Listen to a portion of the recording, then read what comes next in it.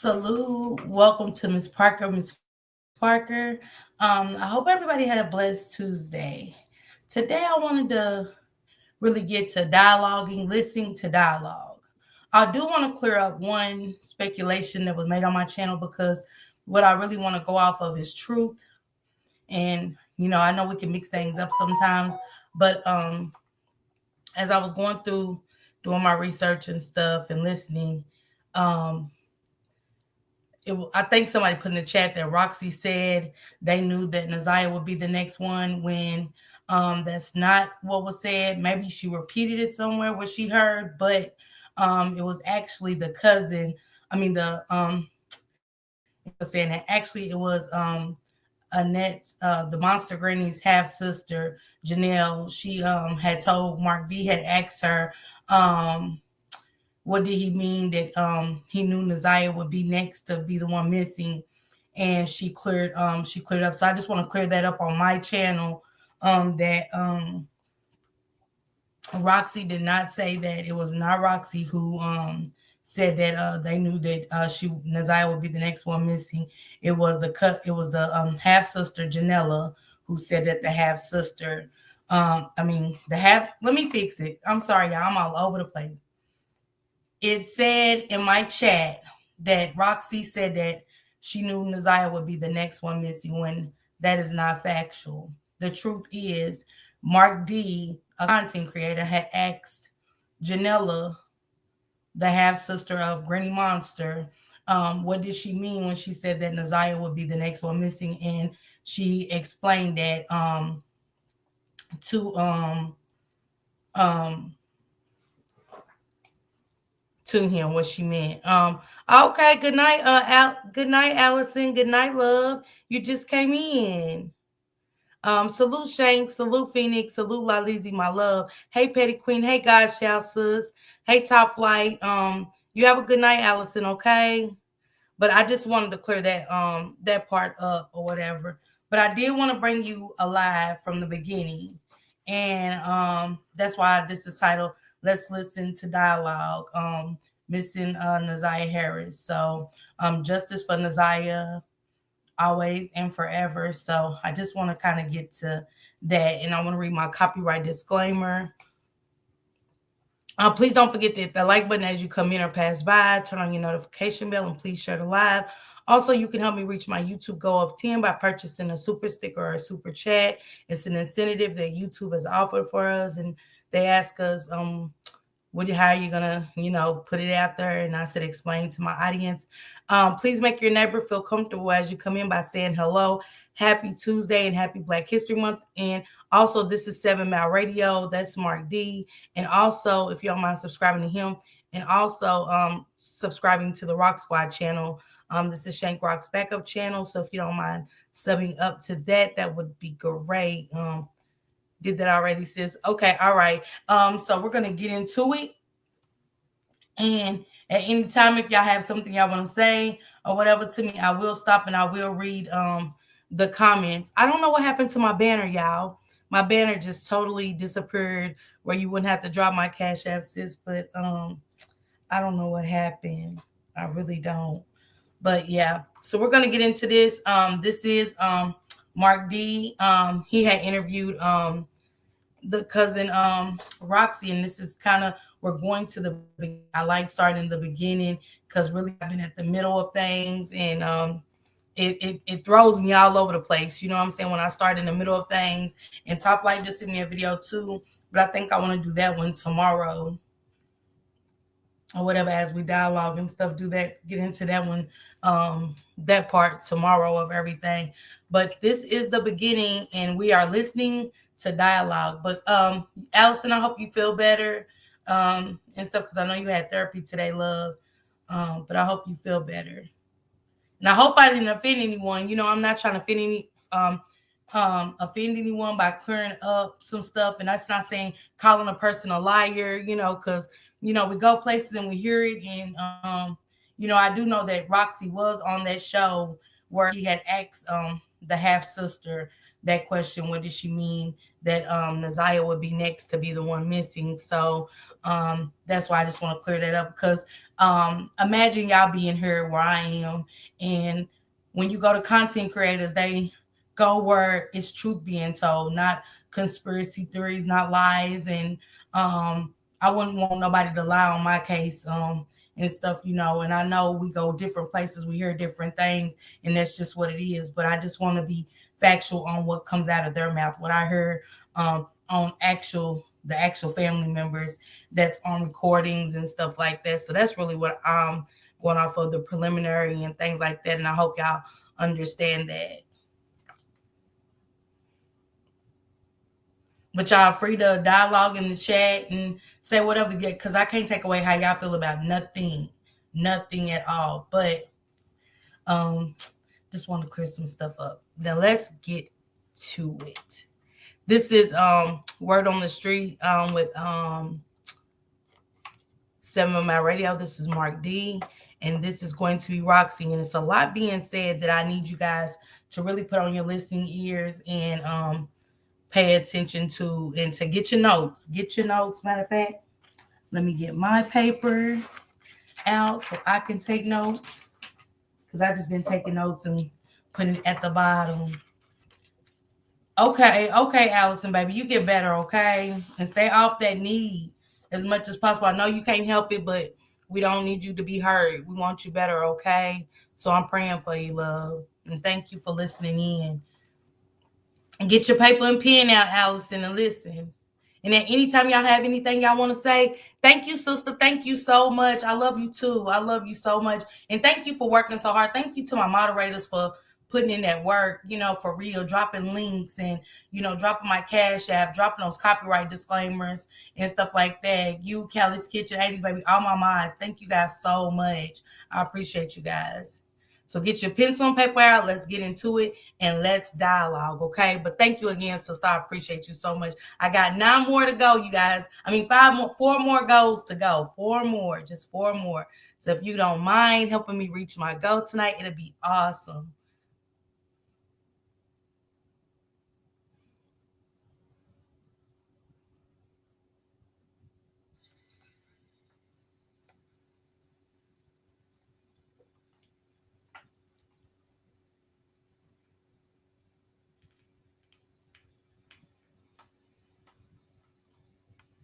This is the kind of show. This is the kind of show we always dreamed of doing.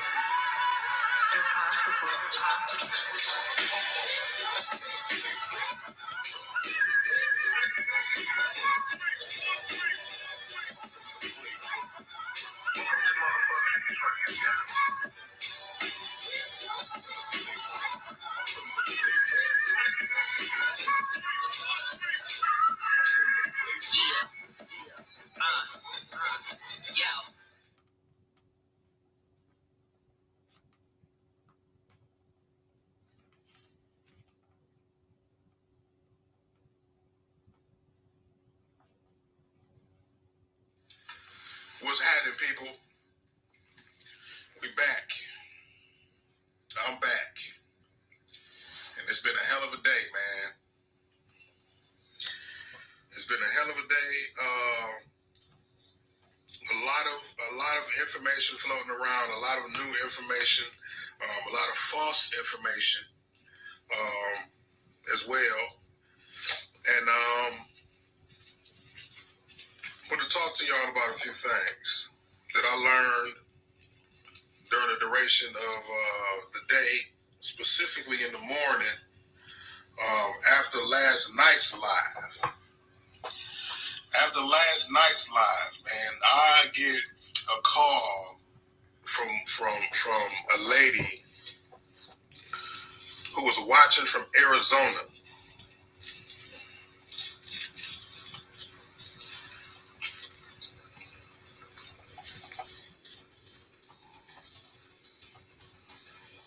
Give y'all some time to get in here.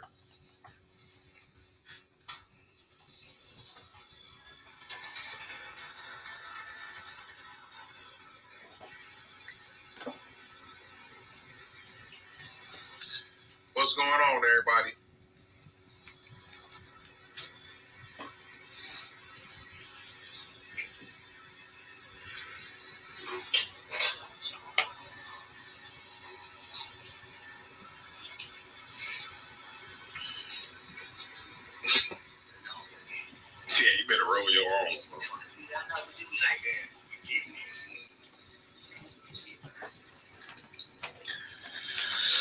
So, I'm going to start over, man. Not that I said much, but long, eventful ass day today, man. A lot of running around. Rumors floating around out there across the social media interwebs. And first thing that I want to talk about, if you hadn't seen my stat that I posted, like 500 of y'all shared it, so I know a lot of y'all probably seen it already. But she was not found today. Okay, there was no body of a 13-year-old girl found anywhere. Okay, there was no body found. She is not dead. Okay. Salute Trelane. And for those that's just coming in, yeah, no, look, sure, you can cash at me, love. Thank you. I appreciate it. Trelane, this is the beginning. I'm starting at the beginning where y'all can hear a lot of lies, and it's really telling. And a lot of stuff that we've said over here, Real Vibe, about them having doings with salute, Real Vibe, to you. Thank you for coming through. But yes, a lot of lies that we've heard, and misinformation and stories. And now listening to this, because I wanted to listen to a little bit of it before I brought it to you guys, and I was like, wow, this is very telling. And again, it further lets me know about Auntie Monster and Grandma Monster. Thank you, Nola. Thank you. And thank you, sis, for keep dropping that disclaimer. Thank you. Hey, Pretty Black TV. But y'all free to put your thoughts in the comments after y'all hear whatever. And if you need me to, y'all want to dialogue a little bit, let me know, okay? And we can dialogue. But here we go. This is the beginning, Trelane, and for everybody just coming in, we're going to start from the beginning. What happened is during the search, police found the dead body of a man with a tether on his leg. And apparently somebody, now like I said, they were searching for her. They found a body, it wasn't her. Now what happened was, I seen a video where it sounded like a young cat who was probably from the neighborhood was recording. And he just put in the caption, 13-year-old girl found dead. And social media just social media'd. You know what I'm saying? Y'all know how to lie, run around the world twice before the truth grow legs, right? So that's all that situation was. Everybody is up in arms. Everybody is on the edge of their seats and their computers and their phone screens, waiting on some type of results from this situation. Okay. And the first thing that they seen, they grabbed it. They took that itch and they ran all the way down Gratiot with it.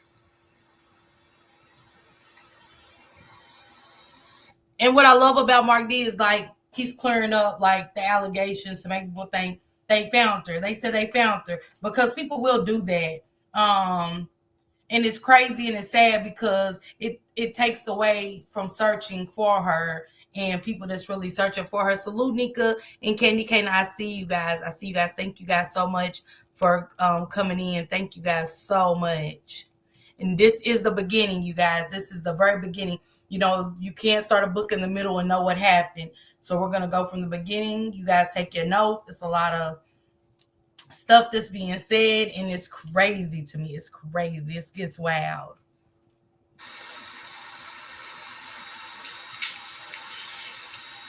Now, there was a point in time that we felt like, and we still feel like, for many different reasons, and I'm sure some of the appropriate people to call in and chime in and second me on this, we began to feel like that there was someone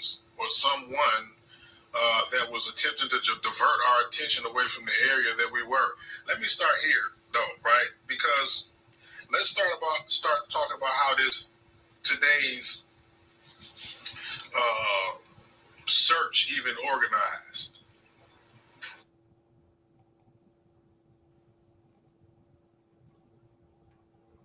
Sorry, I don't know what happened. Just talk about how the search even started. Okay. somebody who gave me the information that there was going to be an organized search party or a search party organized in the area of 3 Mile Drive and what was the street? 3 Mile Cornwall. 3 Mile Drive in Cornwall. Right? So with the amount of traction that I created from my 2 podcasts about the situation, I figured that I'd do my due diligence and get everybody who was so adamantly involved in the conversation out into the into the community, boots on the ground, and let's put that same effort forth to try to find her. Right now, I didn't initiate it, I didn't start it, I didn't think I did anyway. But from what it turns out, when we got down there, I got word from someone that the police wanted us to, in fact, call off our search, and they did not want us walking around the neighborhood because we were compromising the investigation. I don't see in what kind of a way or another it would be compromising the investigation for us to going out there. We actually, lightening your workload, if anything, you know what I'm saying, and knocking on doors, searching in houses and stuff like that. I mean, y'all seen it. We went into a house. We walked up the block, and it's a house with an open door on it. And some of the ladies were scared to go in, but me and some of the fellas, we licensed or whatnot. Open carry is still a thing, right? So dude had his thing on him, as y'all seen in the video. So we go in the house, and we see that it's an occupied dwelling, but nobody's here, all the way up from the top to the bottom, but there's 3 guns in the house.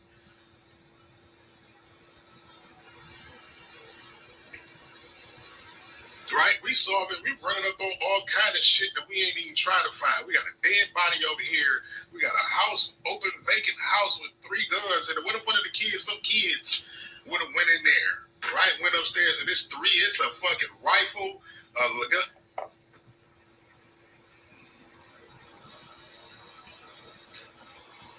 turns out that's crazy how he said we went in a vacant house and it was a dead body here, it was this, it was that, and it's like, what? Hey, oh boy, hey sister, hey, positive sis, welcome, and thank you guys, shout for dropping the links. But that's crazy. That the house is a house of a veteran that's missing. So now we got a missing veteran with a house full of guns over there.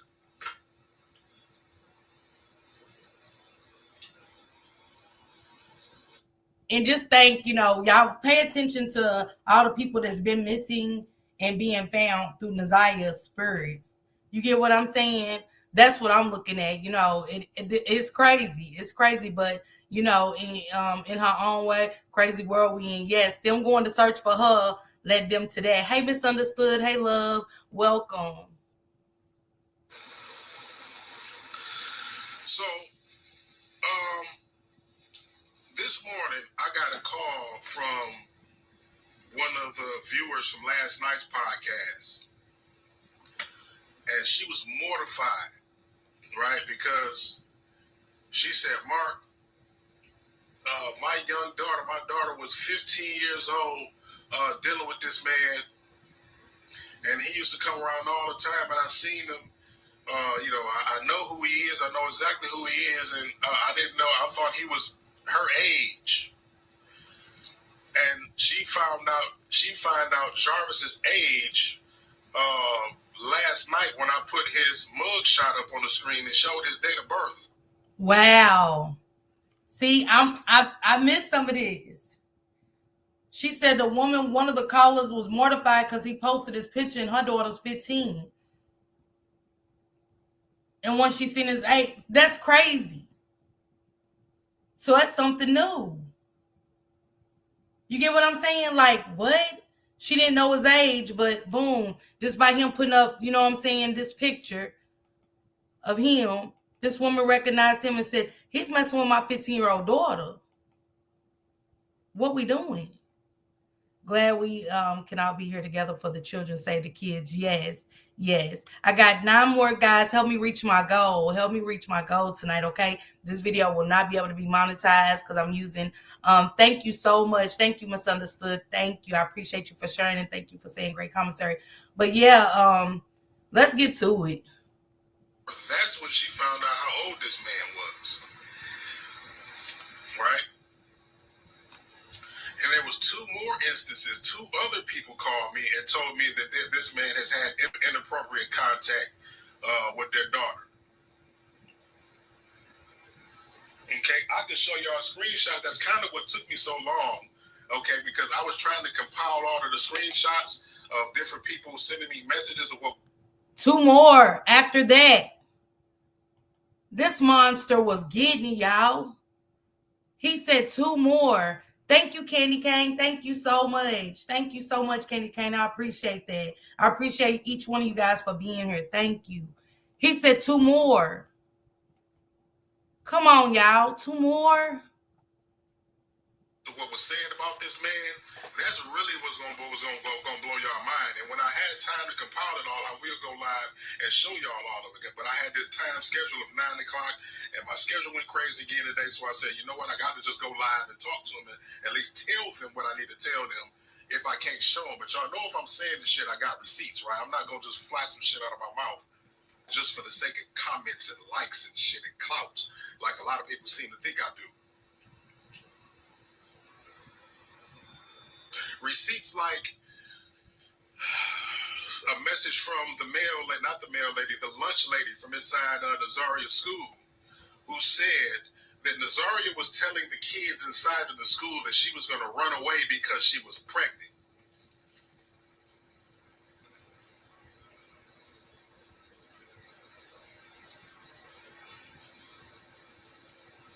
Do I need to drop a bomb for that?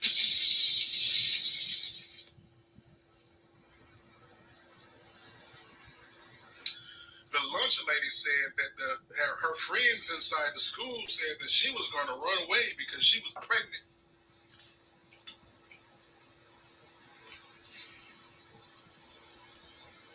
Right?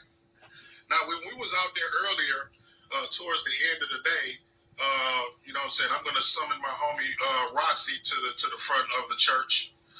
Right? Let me open up the phone lines.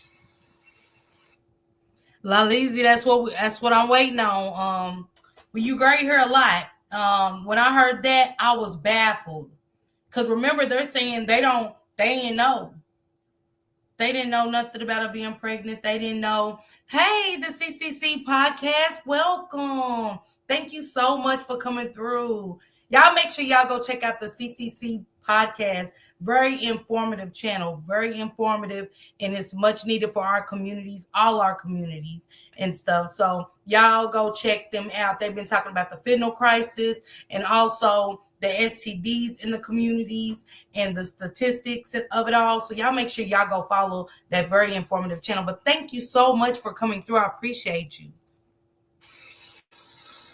I want to summon my homie Roxy to the front of the church real quick because when we were there, somebody came out to claim that she was Nazaria's sister and said that, in a very calm voice, and this is as it was described to me, she's fine, she's okay. She's over her boyfriend's house. Emmanuel Jones was the name. Emmanuel P.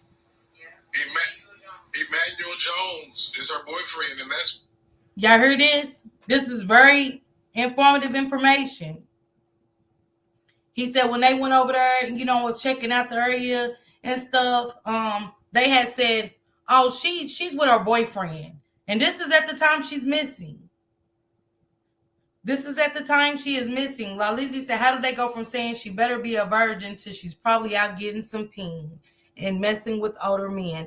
Absolutely. And yes, thank you for dropping those purple hearts. Y'all drop some purple hearts for Naziah. Drop some purple hearts for Naziah. But Lizzie, absolutely. That's where she is. She's fine. Whoever the fuck he is.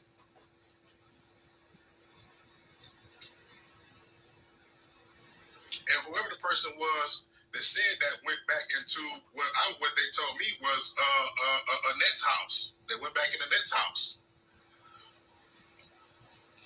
Right? So when Roxy attempted to go and knock on the door to see who the hell her supposed sister was that said that she was hiding out at her boyfriend's house, nobody came to the door. But as they they were still hanging around the proximity of the house, I believe, on the corner of something. On the corner, they said they seen two people speed walk out of the house. Right? They got about a block away, so they got in the car. Roxy and them got in the car, you know what I'm saying, to pull it up on them. It was like, hey, like, who are y'all? Like, you know what I'm saying, what's going on? And they just, you know, acted real nervous. Hey, I don't want nothing to do with this. I ain't got nothing to do with this. I don't want nothing to do with this. And basically explained to Roxy that it was very peculiar that Nazaria was riding on the bus in the first place because, in fact, he was the one that usually warms the car up in the morning when she gets taken to school. Y'all hear that? He's the one who usually gets out there and warms up the car, so that means he stays there, correct? He didn't just come in the morning to warm up a car, because that means the car is already warm. And who's the one who came out of her house and said, oh, no, she's not missing. She's with her boyfriend, Emmanuel. What? And it's either Annette or Shannon that either picks her up or drops her off. So it was kind of peculiar that the day that she is riding the bus to school, you know, or did she even ride the bus to school? Or did she ride the bus from school? Because is that even Nazaria in the picture, that pixelated picture that we see? Is that even her? We don't like. Yeah, the phone don't do not disturb. My bad. All right, man. Phone line is open. I want Roxy to call in. I want Roxy to come in. I want Roxy to call in. Right? So it was told to me yesterday. Okay, hold. Hey, Miss Doris, welcome. Thank you to CCC Podcast. Thank you so much. Thank you. I appreciate that super sticker. Thank you. And before anybody says, no, Roxy put that out. Absolutely not. Him and his team went out.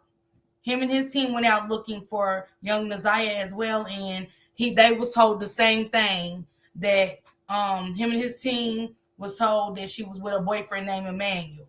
So Mark D did go out looking for her, and he went there and they said she's fine, she's good, she's actually with her boyfriend Emmanuel. So he was confused. Okay, so then what are we doing?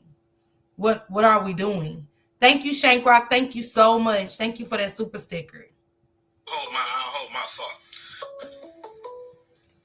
What's going on, caller? Who is this? Where are you calling from? Turn that computer down in the background for me so I can hear you and not myself. Hey, Roxy. Okay, Roxy, what's happening, my homie? What's happening? So What's going on? Explain to me the situation in which you approached the person who sped walked from the house as you were attempting to figure out who that was that said what they said in regards to Nazaria being at a boyfriend's house, right? You knocked on the door right after that, and nobody came to the door, right? Right. So originally, when I pulled up, when everybody was standing on the corner, the search party was standing on the corner, and I got out. I introduced myself to the search party and said who I was.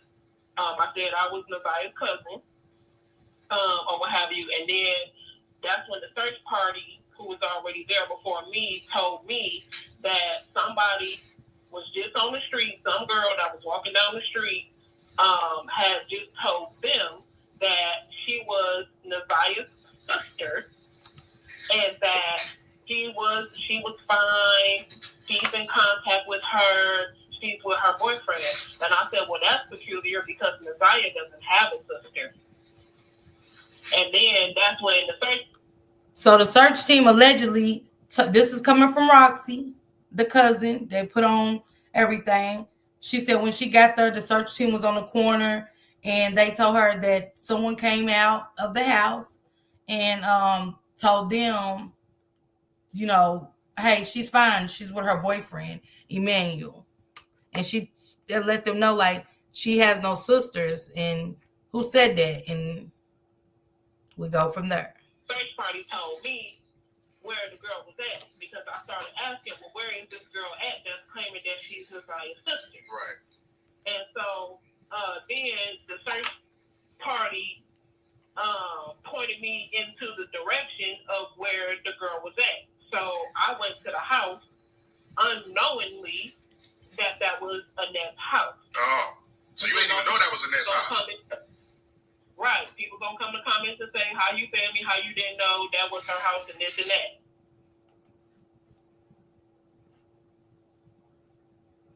She just moved to a new house.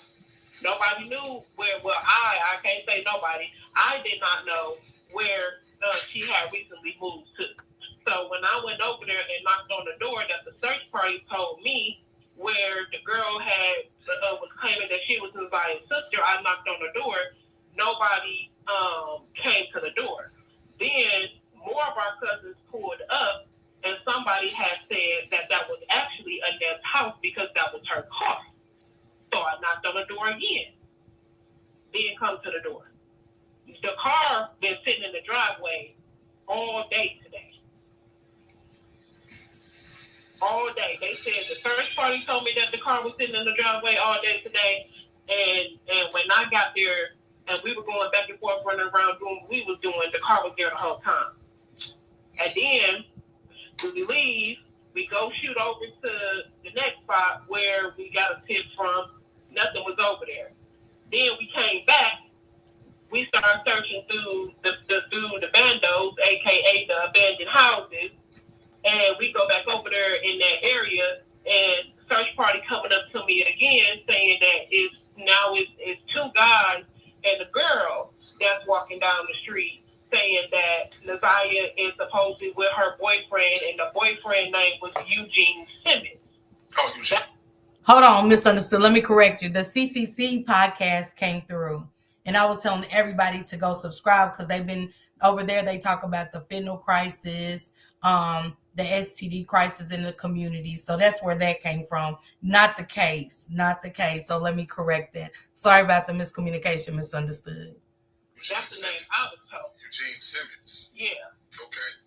Right. So I don't know if it's what they told you or what they told me, but that's the name that they had told me, Eugene Simmons, that she was with her boyfriend and all this other stuff. So fast forward, when I was about to go back over there to that house for the third time, when I actually found out that was her house, to go see if I could talk to her, it was brought to me by one of our other cousins' attention that the girl and the boy had just walked out of that house. And I'm like, what you mean they just walked out the house? So I'm thinking it was the debit person who was on here yesterday. Right. Yeah, that's who I thought it was. Right.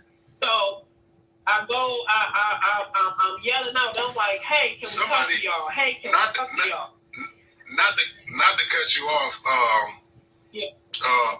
Roxy, but it's somebody again in the comments, and everybody is replied to her saying that they are her sister, and we just clarified that she don't have a sister. So how could you be her sister in the comments? So are you the person that made the comment that said that she's with what was the name again? Because I might be getting it mixed up. What's the name of the boyfriend name, Roxy?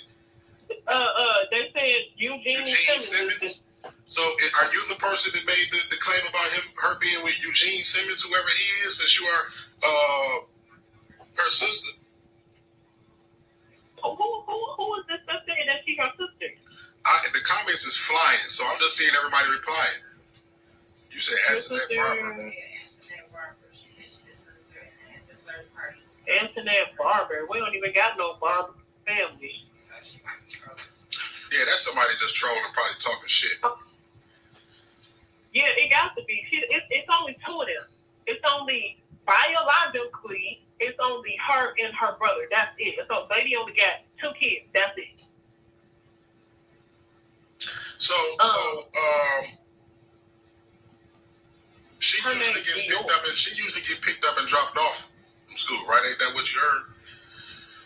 Yeah, the guy said when we went up to him, he was very frazzled, didn't want us to add, and he was very frazzled. I'm like, hey, can I talk to y'all for a second? He like, I don't want nothing to do with it. I ain't even get to say anything before he said I don't want nothing to do with it. So when he said I don't want nothing to do with it, that automatically let me know, oh, you know something. So and again, we got to pay attention to what's happening. If y'all have nothing to do with this and it's monster butts, why are y'all doing all of this? Why did y'all tell the search team, hey, she's with her boyfriend Eugene Simmons, and why y'all acting frazzled? Why all the lies?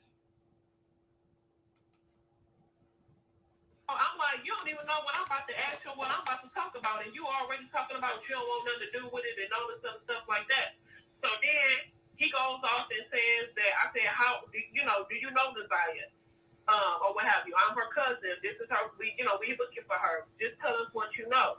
Do you know Shannon? He said he with Shannon every day. I said, okay. When does Ziya go to school? When the last time you seen Ziya? He said he did Ziya hair at 8:00 the day before she went missing.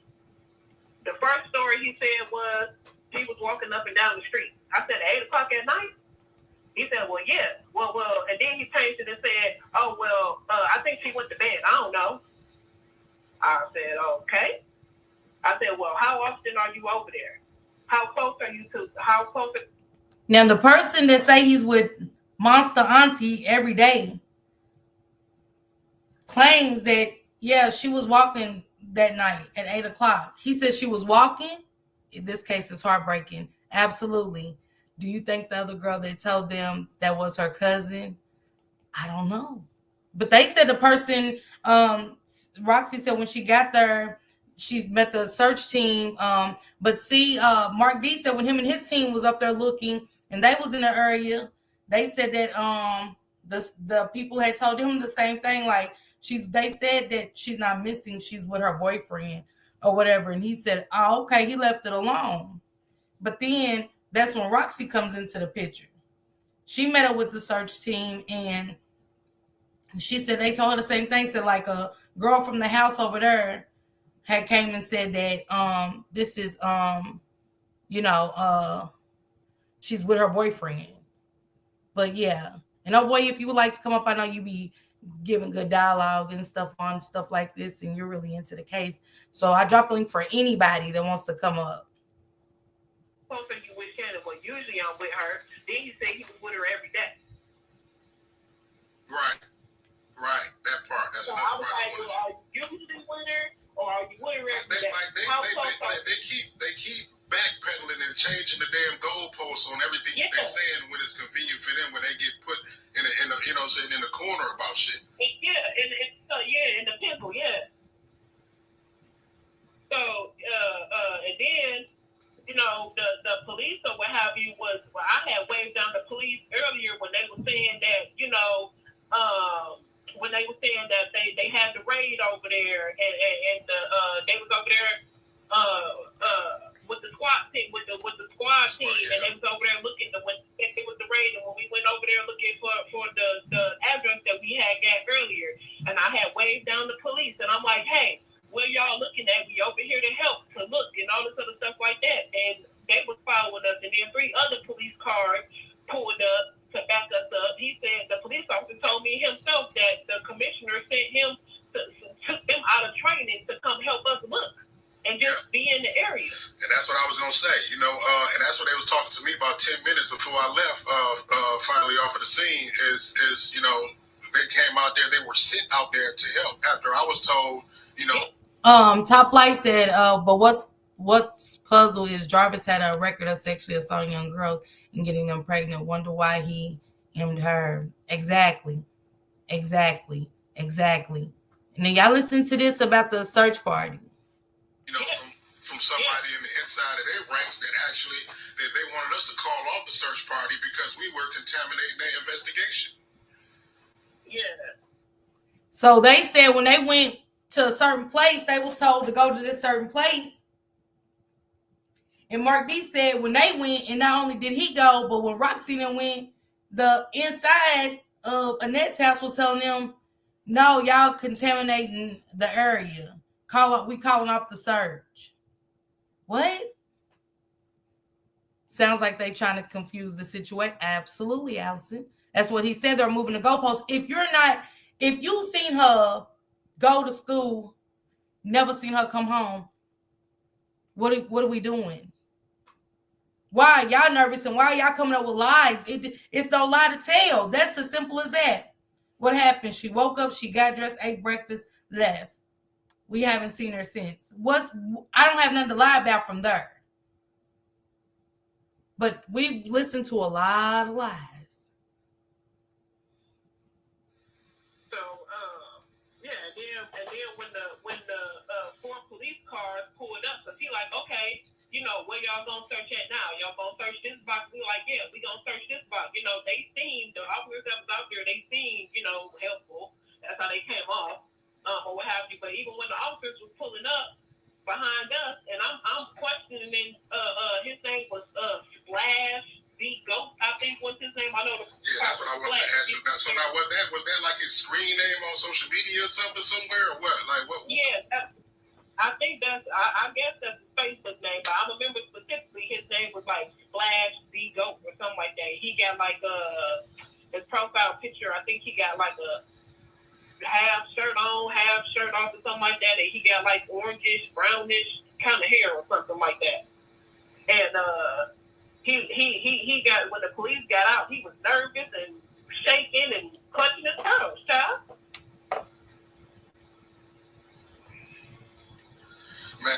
Now, why, whoever this is, the Splash G Go, why was he nervous?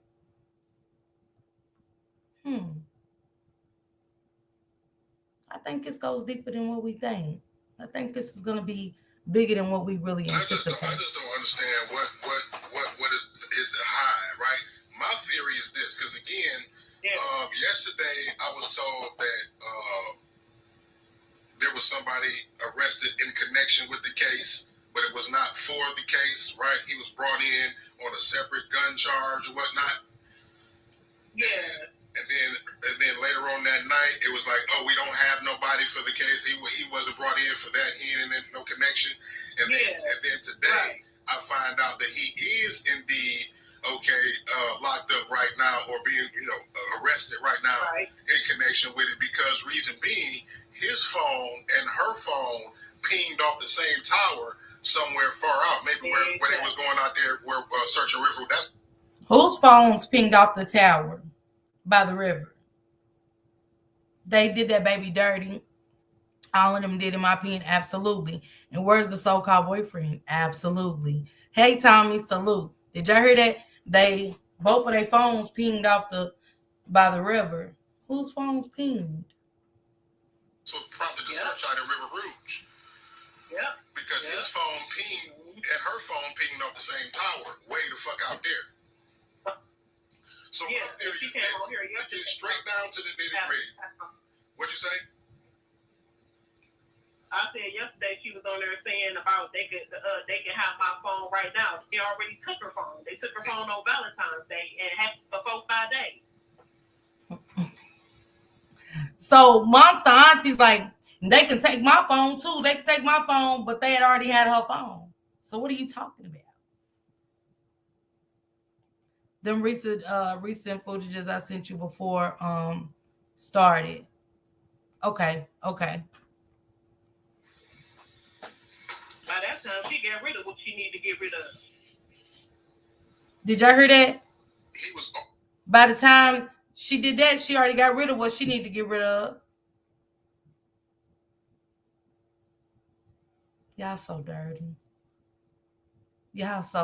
I mean, I knew before even listening to this, because I was like, let me go back to the beginning. Let me take my peoples to the beginning, so we won't get none. We want to hear from them. Y'all speculate whatever y'all want. After that, I'm not gonna speculate. I know what I already felt anyway. She also had other phones. Let's get to it. We great get to it, Allison. We great get to it. Remember, this is the beginning. He already got one offense, right, with her name on it in regards to sexual misconduct or sexual assault or whatever the charge was against Nazay, right? With Nazay, right? Supposedly. Supposedly, allegedly, right? Allegedly, yeah. My theory is that he got person will be underage, right? CPS would get involved. And he wouldn't be able to avoid anything this time, right?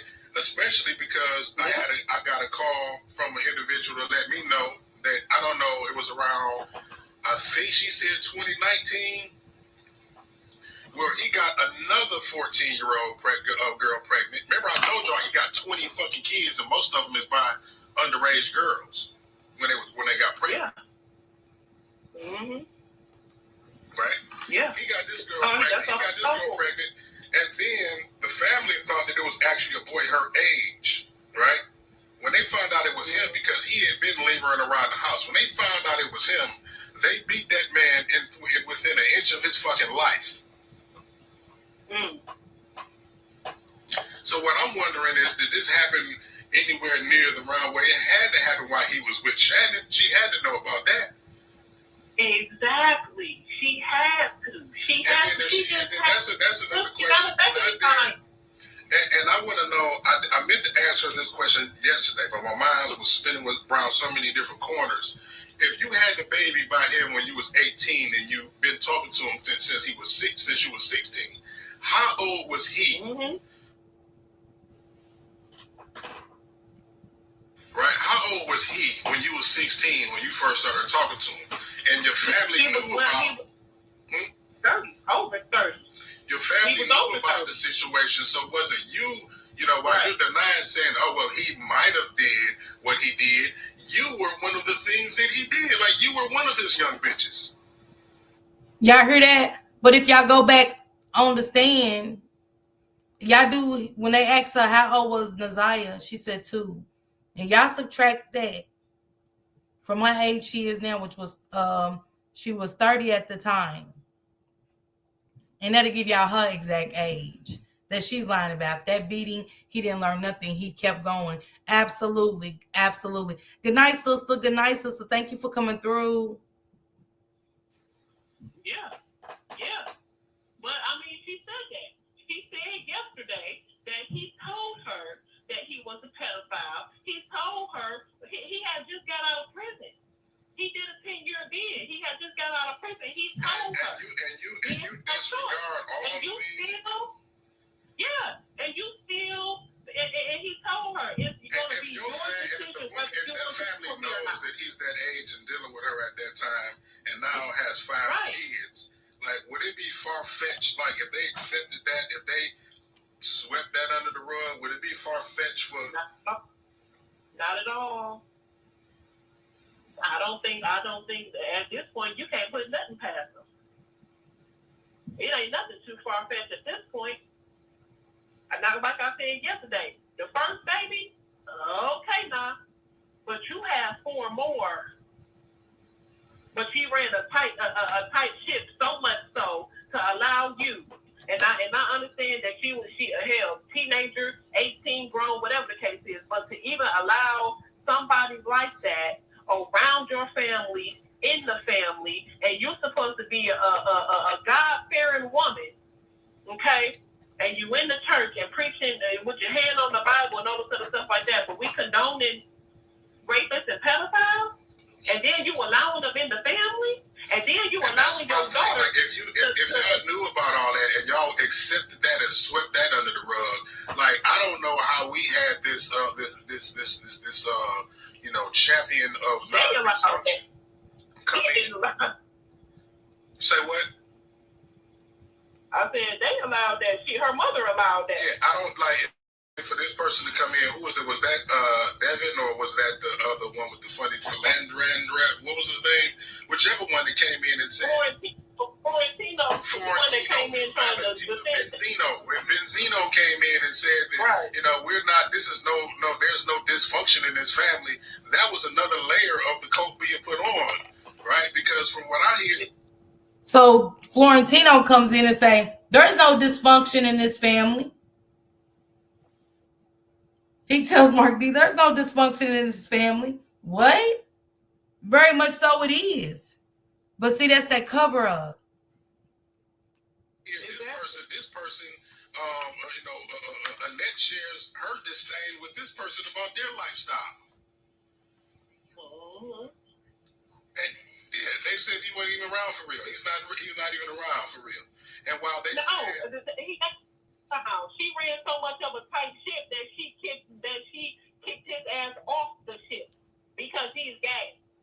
And that wasn't gonna go down in the house. But he came in here championing for her, protecting her. Of course he did.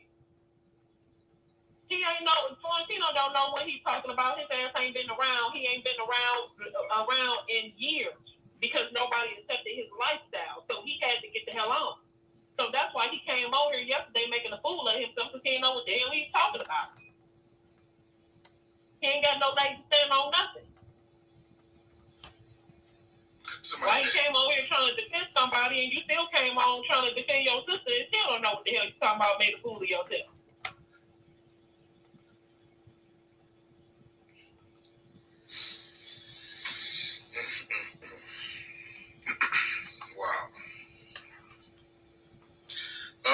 Mark, ask her why she protected someone. Ask who why she protected. You talking about who's on the phone? Protecting who? She said that Granny Monster, which is Annette, kicked Florentino out because he was allegedly gay and said he hasn't been around since. So she said she couldn't understand why he was coming up defending them like he was in the household, saying they're normal. But like Allison said, that type of behavior is normal to them. And I got another clip I'm going to play after this ends to where y'all can hear when Janella first came to the scene. And that's Granny Monster's half-sister. Benzino, listen, when I said Benzino, what's his name again, Roxy? Valentino Florencino, what's his name? His name is Flamingo, what's his name? He's a fool. Florentino. Yeah.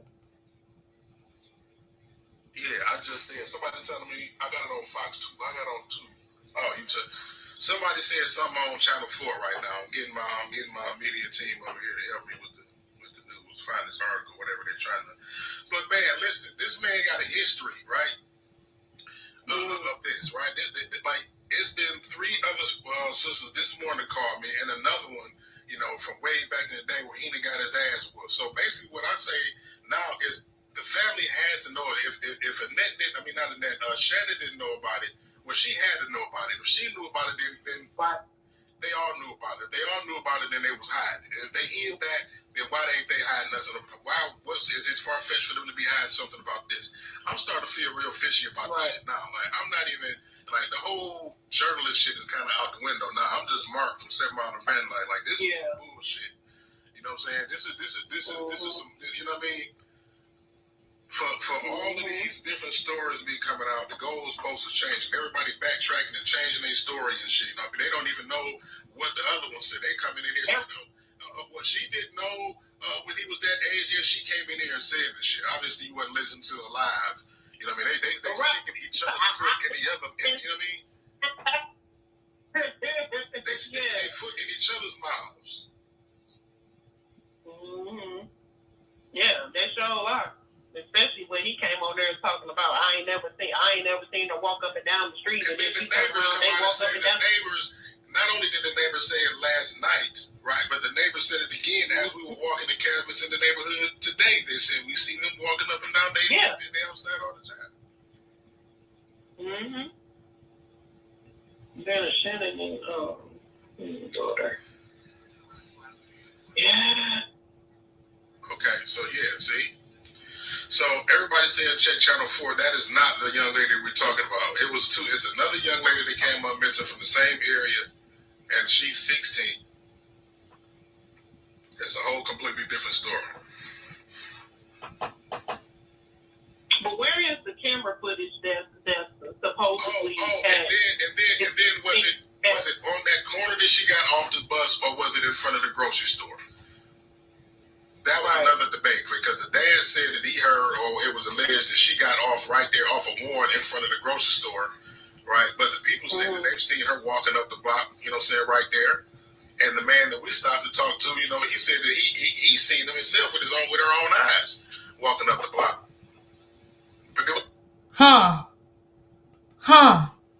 The neighbor said they seen her walking up the block when she got off the school bus.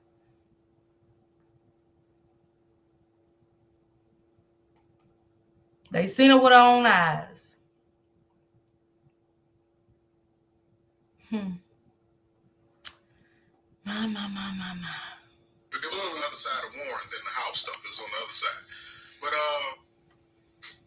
it gotta be somebody over there that knows something, man, because it's just strange to me that she usually gets taken to school. Now that we know that, and then on the day that she catches the bus there and back. This is somebody who supposedly is with them every day.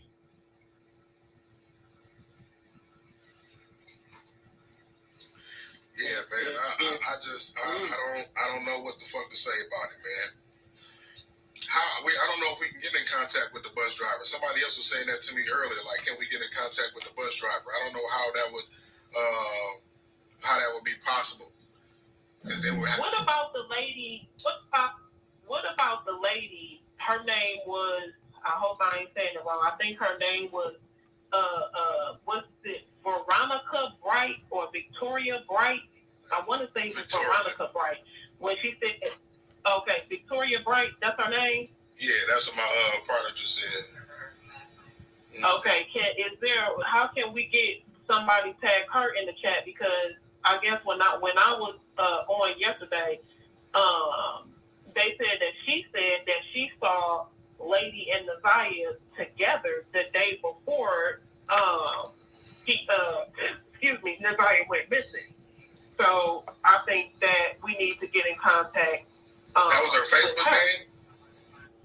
And y'all keep that in mind, what she just said, because we're going to listen to another live when Janella comes into the picture and Roxy is there. She said that they said the Victoria woman was like, I seen her with her mom.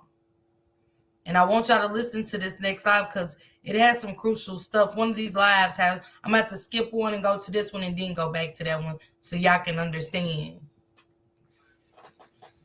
I think her name was in the text yesterday. I never went on her actual page, but I think her name was Victoria Bright, and she put on there and said that she saw Nazaya and Lady together the day before she went missing.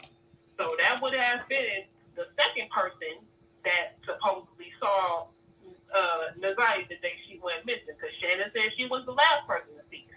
So that would have made her first. But this lady is saying that she's seen both Nazaya and her mother together and spoke to them. See, and there's countless people. Like I'm just going through my inbox because there was so many people sending me messages. I want to read and put this message up on the screen that somebody sent me from Amanda Smith. She said, "I'm only 24, so I didn't know. But if I did, I would never want him. Never went to him. He kept pressing the issue to be with me." Old girl said, "Baby, you dodged the bullet because he ain't right. Somebody got a kid by him. She was 15 at the time, and he was in his 20s. You know what I'm saying?" And then down the line in the chat, there's another one, Jay Lynn. We got somebody calling in. Let me turn this off right quick. But I am gonna open up the phone lines real quick though. After this, okay. She say, definitely. What she say? Definitely has been. He molested me at 13. I didn't know he was after. I didn't know until after he was a convicted sex offender. Did y'all hear that? Her name is Jaylyn. Let me write her name down. Wow. This is crazy to me. This is crazy. And Jaylyn said, Tiffany Oliver definitely has been. He molested me at 13. I didn't know until after he was a convicted sex offender. Lord. Oh my God. So it's all kinds of women coming out. That's what I wanted to show y'all today. But it's like my inbox, I literally, with like no exaggeration, I probably have 500 inboxes right now. You know what I'm saying? So I was trying to save all of the stuff. I have so many messages from so many people, you know what I'm saying, telling me experiences of people that they know or themselves about this dude, man. And that's really what tonight was about to be about. But with it being, everything getting dragged out as long as it did today, and I had a little bit. And good night to you, Candy. Can I send you? You have a blessed night, okay, love? Thank you for coming through. It just got tied up. Hey, I'm about to take this phone call, all right? All right. what's going on, caller? Who is this and where you calling from?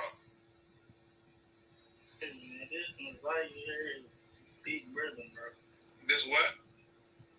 This is ZiyahHarris, big brother. I can't. Now the caller's coming in. Y'all, I'm hearing this for the first time. He said, well, who are you calling? He said, this is ZiyahHarris's big brother. So I'm hearing this for the first time with you guys, okay? Here, you say this is Ziyah big brother? Yeah. Okay, you got on speakerphone or something? Or Bluetooth? Because you real low. I can't hear you. No, I'm going to speakerphone. Okay, what you got to say?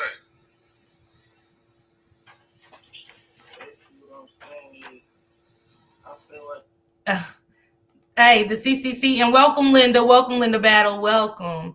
Look. I'm telling you, even Uncle Monster. So CCC podcast, I don't know how long you've been following, but Granny Monster Annette was pregnant by her brother, Eric Gamble. And he's a tier 3 sex offender. So yeah, and nothing surprising me at this point. I'm done being surprised. You know what I'm saying? I wondered if any of these women and young girls ever got tested for antibiotics, STIs. That's interesting. You know what I'm saying? That's interesting.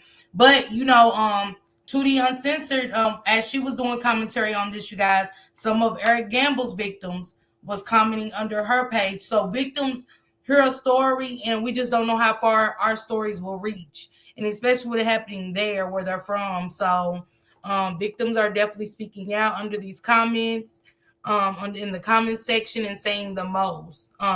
Yes, family, please support the channel. Grab a member pay, purchase a super sticker or a super chat to help me accomplish my goal, and I appreciate all the support. I haven't followed this the particulars of this case. I'm shocked and disgusted. Oh, well, you in for a ride of your life. You in for a ride of your life. Bro, I can't even hear you, man. You need to turn your phone up. We can't hear you, man. Bro, a lot of stuff that you say on your podcast, bro, some is true, some is not. I feel like, bro, you should be telling people just to come and help and support instead of really just speaking down on just different type of situations that's not even true, bro. At the end of the day, bro, it's a lot of stuff going on. And at the end of the day, everybody's trying to help find my little sister. Instead of you just, you feel me saying, more stuff on this podcast, bro, you should be trying to help find her too.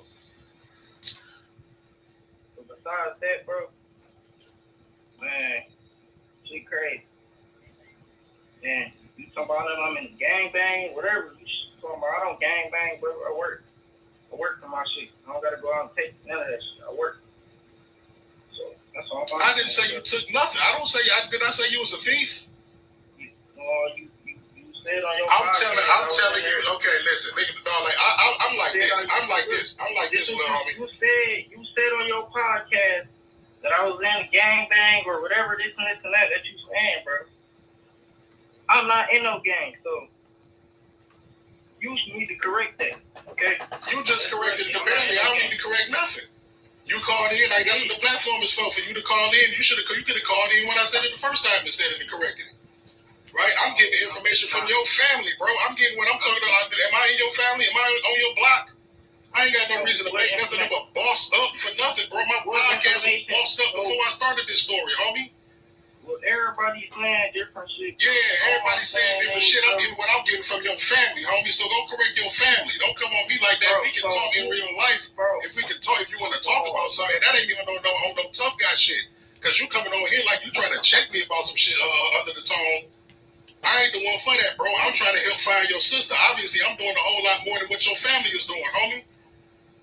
So don't come to me like that. Bro, and I appreciate Okay, it, bro. Okay. And then don't say I should be out there. Did you not see me out there all day today, bro? I missed money out here looking for your sister, bro.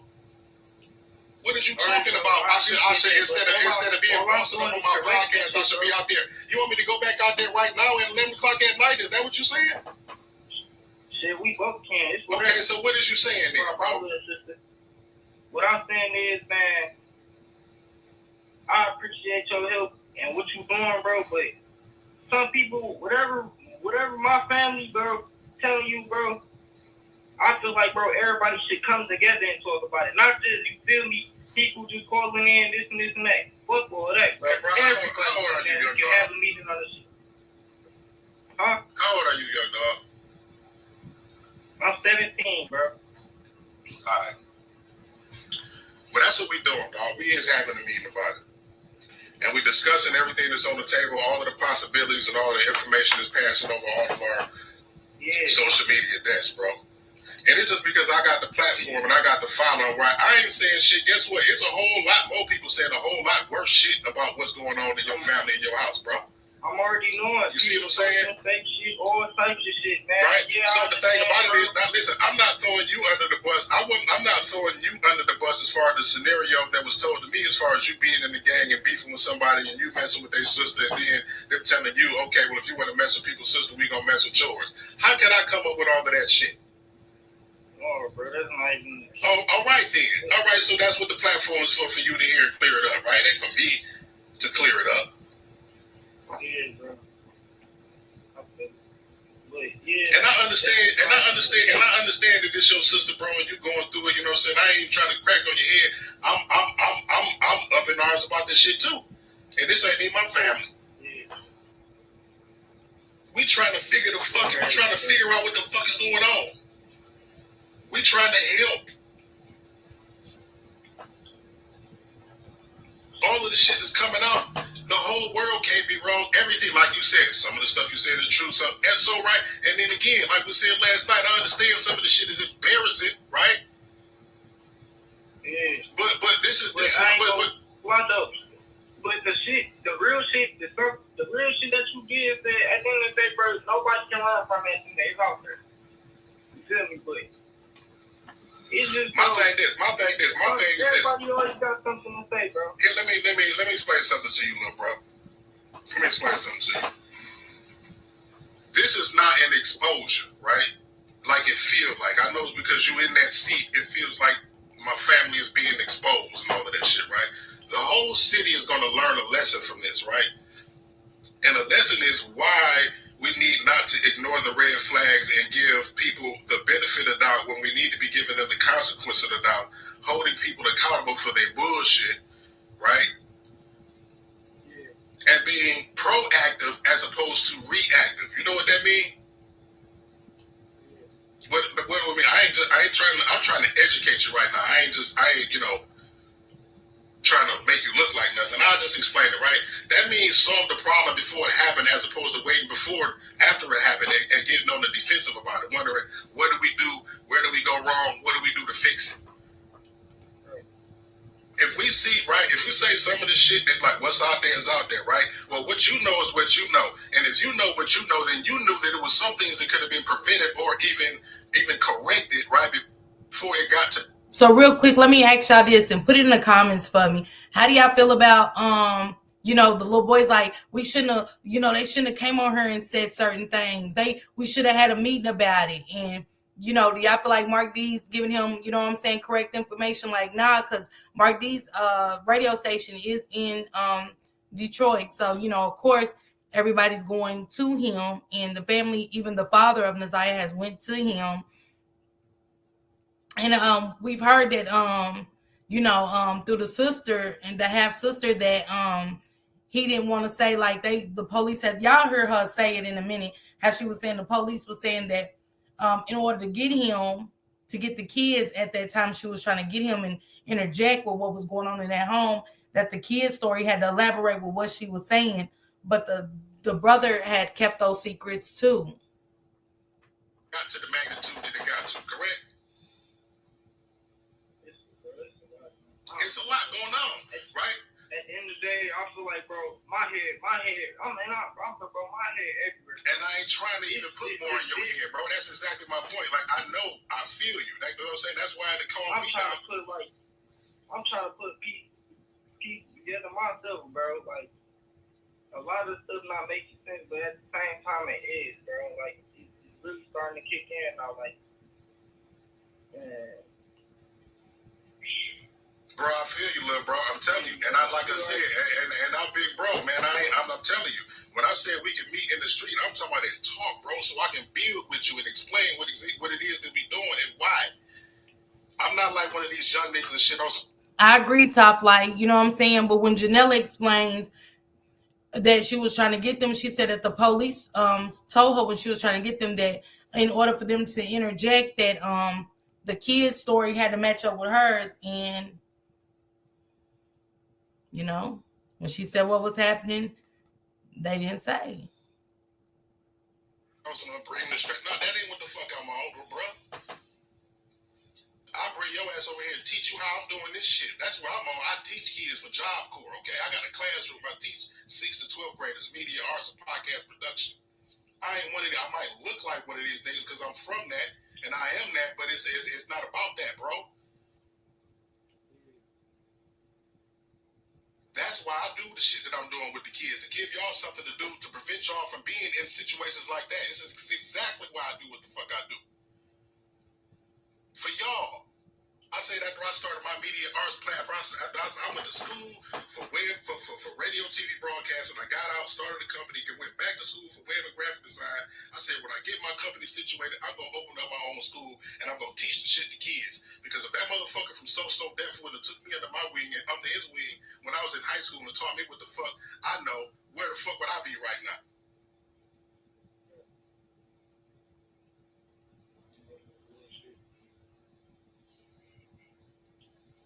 What you want? Is it something, man? Because I know you feeling how you feeling, man. Is there something else that you want to say? Even like if your sister is listening, you know what I'm saying? Something that you want to say to her.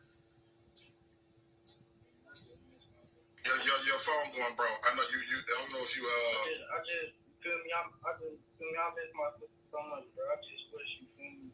Nigga, I miss her. I don't even know her. I know, bro. But I'm just saying though, like. Linda said the young brother is ashamed about his family, and he should be, but he is not alone. Stop having indiscriminate sex, too many babies, and not enough love and respect. Top Flight said them babies were scared. I bet she was threatening if they tell anyone anything, they would live with strangers if they got took away, so they stay quiet. I can only imagine those conversations. And I ain't saying that to compare with you, but you know what I'm saying? I'm saying that, you know what I mean? I feel you.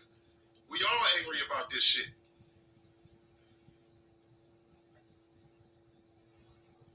We all angry about this shit, bro. It's not normal, bro. It's not normal at all, bro. It's not normal. So when it's not normal. It's not normal. All I'm saying though, Prayers to your grandbaby, Denise. Prayers up to your grandbaby. I just wish my little sister reached out to me, you feel me, before anything. And even when we got into our little bitty argument, besides that, we kicked it in after that, but I just wish she would have, you feel me, came to me, you feel me, as the little sister, the big brother, like, hey, this is going on, big bro. I don't know how to, you feel me, tell it, you feel me, but you know what I'm saying? You get the picture, man. That's your only sibling, right? Besides that, man, I gotta make a couple runs. That's my only little sister. Yeah, man. So I say that, you know, I ask that because you know y'all confide in each other, y'all talk to each other. You know what I mean? So I understand exactly where you coming from. I understand exactly where you come from, dog. But yeah, I'm gonna continue watching the podcast, man. I'm gonna go ahead and get a bark off. Yeah. Man, I got a couple runs to make. Yeah, man. Go ahead, dog. Handle your business, man. Tap in with me, man. I want to chop it up with you. Man, I'm gonna text you my number on Facebook. All right. Yeah. Right. So in part one, you know, we had a whole lot of theories of what was going on. Like I said, because I'm getting information from the family. They you know some histories about certain things, right? And they sharing with me information, right? And if it was me sharing that information in the angles that I did, in the way that I did, it created the traction that it did, that got us to this point right now, to where we all, you know, like if that's what it took, if I say all that to say, if that's what it took to get everybody's attention, then I feel like motherfucking mission accomplished. So now that that's all said and done, the point of the whole situation is bringing that girl home, right? So although I got the word from DPD and I should not go forward, we should. I ain't gonna say I, because it wasn't me that spearheaded, although it kind of was. But anyway, they said don't do the search party. Y'all are contaminating the investigation. They went from that to sending officers out there to help. And one of them spoke with me, and they explained that we should keep doing this. We should keep organizing, keep putting search parties together, peaceful search parties. Right? We're not talking about going banging on nobody's door, kick on none of that shit. We're not about to go over these people's house. As much of an issue that we see in this situation come from the family in that house. We're not about to go knock on nobody's door, questioning them on no shit like that. That's what this platform is for. We can do it in a safe space, where people's emotions can stay contained behind the devices that they're speaking through, as opposed to being in person and shit getting out of. I have no problem with talking to the family. Anybody in the family, right? We had a whole 5-hour broadcast of the whole family going back and forth. You know what I'm saying? If that was the conversation, if that was the proper conversation that needed to be had to begin the healing process of this, what we know to be very dysfunctional situation, then I hope we help with something. I hope we help in some kind of a way. And I ain't saying that as no kind of conclusion, because this shit ain't over and we ain't done.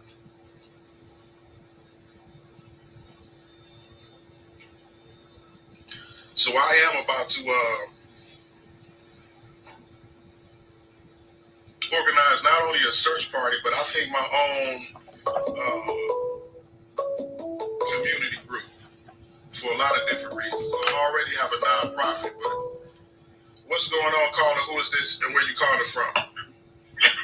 Hi, this is Nikki, and I'm from the east side. I'm from the area where the young lady went missing. Okay. And my kids go to school in that area. And so I just want to know, it seems like the police know more than what they're saying. And it's like it's up to us to figure things out. Yeah, right. All I was going to say, this is the third instance where I've been on the scene live, and they felt like that what I was doing was causing a issue with the investigation, when in fact I feel like what I do as a citizen journalist puts more pressure on the investigation, puts more pressure on the systems, right? For them to get it right, for them to be kind of like how police don't like people going live, but at the same time, we want to see y'all on film, so we make sure that y'all do everything right. That's part of the reason why you don't want to be recorded. You know what I mean? So I feel like we're doing a good thing. But go ahead with what you were saying. And then I'm like, have they went into the schools and talked to the students? Because I'm like, if a child don't say nothing, they don't talk to each other. I mean, think about it. We told our friends, our first boyfriends, we told them when we had our first kid. So these kids know more than we think they do. I don't know if you heard, in the beginning part of the broadcast when I said, I really wish I could find this post. If you are in here, the person that's in here that sent me that message about the lunch lady, who said that the kids in school, her friends were talking and said that she was going to run away because she was pregnant. I need that message. We got another caller coming in, baby. All right, thank you for taking my call. Okay. And that caller just hung up at the same time. So, all right, I gotta remember to put the do not disturb on so I don't hear that ringing. But a lot of y'all know the phone line by heart, man, and y'all been calling.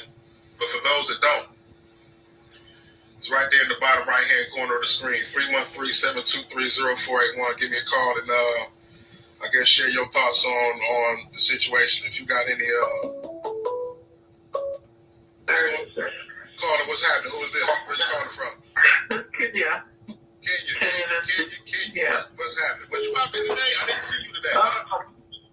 Huh? I said I didn't see you today. You wasn't out there today. Oh no. No, I was still at work. Yeah, I say we working yet. So what you got to say, Ken?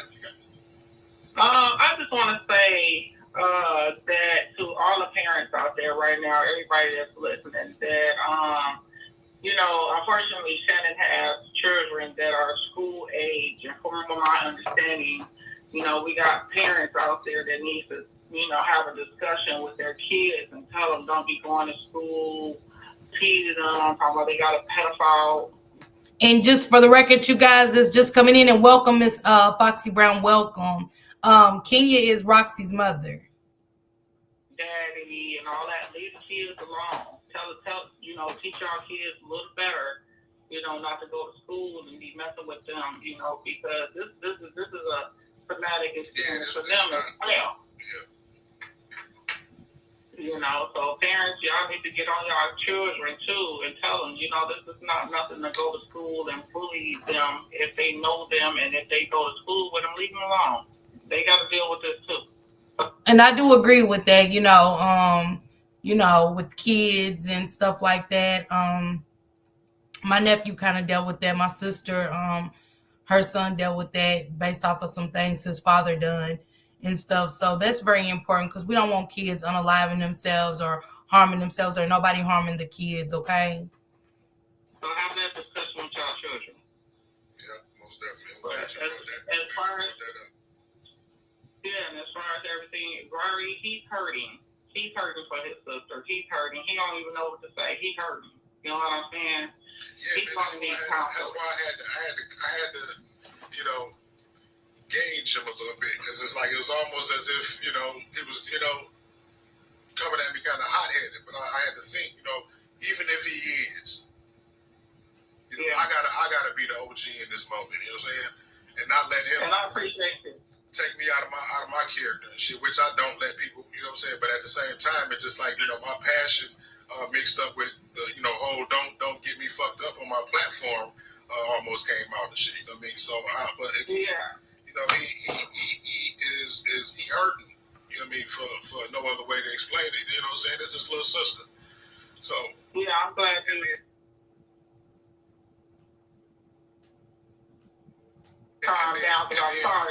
Yeah, and then with the whole the gauge shit, right? I'm glad we dispelled that, if that's the whole situation. I mean, because again, that was only thrown out in theory as a possible reason why she was gone. It wasn't to throw him under the bus and say, oh yeah, the whole family. We're not making the family look like monsters. We are discussing the things that we've been told about the situation to try to figure out, because y'all are not going to tell us all the stuff. The family ain't going to, well, the family did too, but the people in the house is not going to tell us everything clearly. Right, so, right, yeah, because somebody told you that, because I also got that in my ear too, so yeah. Man. So yeah, I guess from here, the conversation is from here on out, searching, right? Organizing search parties. I don't know if I need to make a page so I can keep everybody in one spot, because my page is for so many different things, right? If I need to make a group page, 7 Mile Radio search party, however, I'm gonna make some kind of a name up for something that'll make sense for every situation, not just this one. And that's the thing, because we have many situations like this that happen in our community, and it just gets swept under the rug, or it just gets nobody out here boots on the ground. Although we do have many community organizations out there, but we can never have too many. You know what I'm saying? For one thing, as far as our city is concerned. So what I'm gonna do is put together a situation, man, and we gonna start to do this more often. Not only for her, for all of the rest of the kids, women, and people that's missing, or whatever needs that the community need. You know what I'm saying? Yeah. I'm gonna get real creative with this. And we gonna do some big stuff for the community. You know what I mean? And we may just do it in the name of her, regardless of her being found, right? Because we're still praying that she get home safe. You know what I mean? But I'm gonna turn it into something real creative. But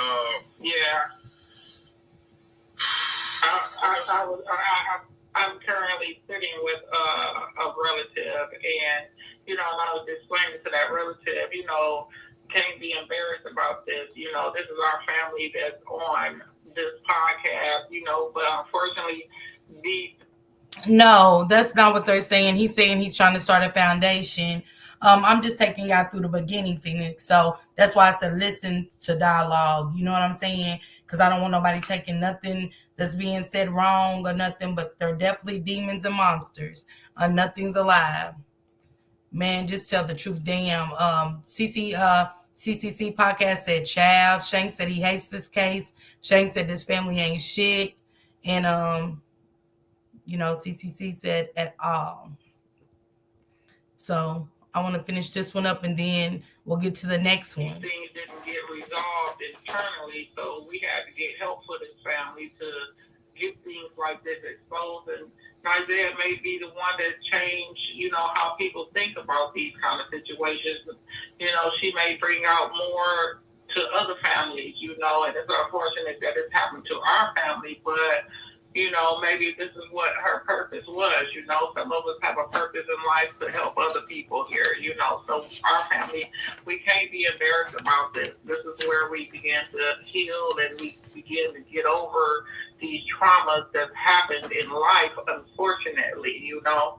So, you know, it's sad that it happened in our family, but it is what it is, and we got to get through this, and we got to all help each other get through this, because this is, you know, especially Barry, we're going to have to surround him and hold him and hug him because he's suffering, you know, and we all going to have to come together on this, you know, because we all going to hurt whether we find, and hopefully we find her alive, but, you know, whenever we do find her, you know, we all going to be hurt.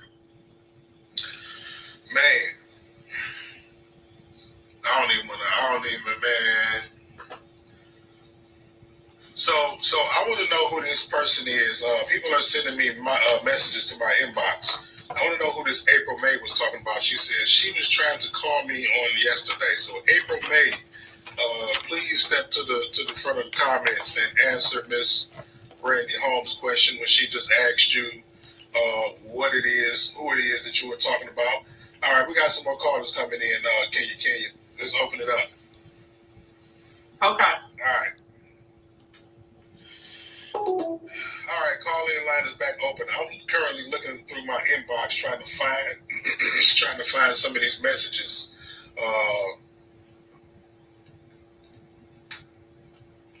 There's something worth putting on the screen right now.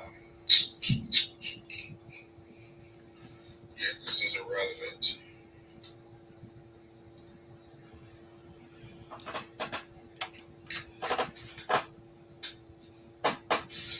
Okay, Tiffany.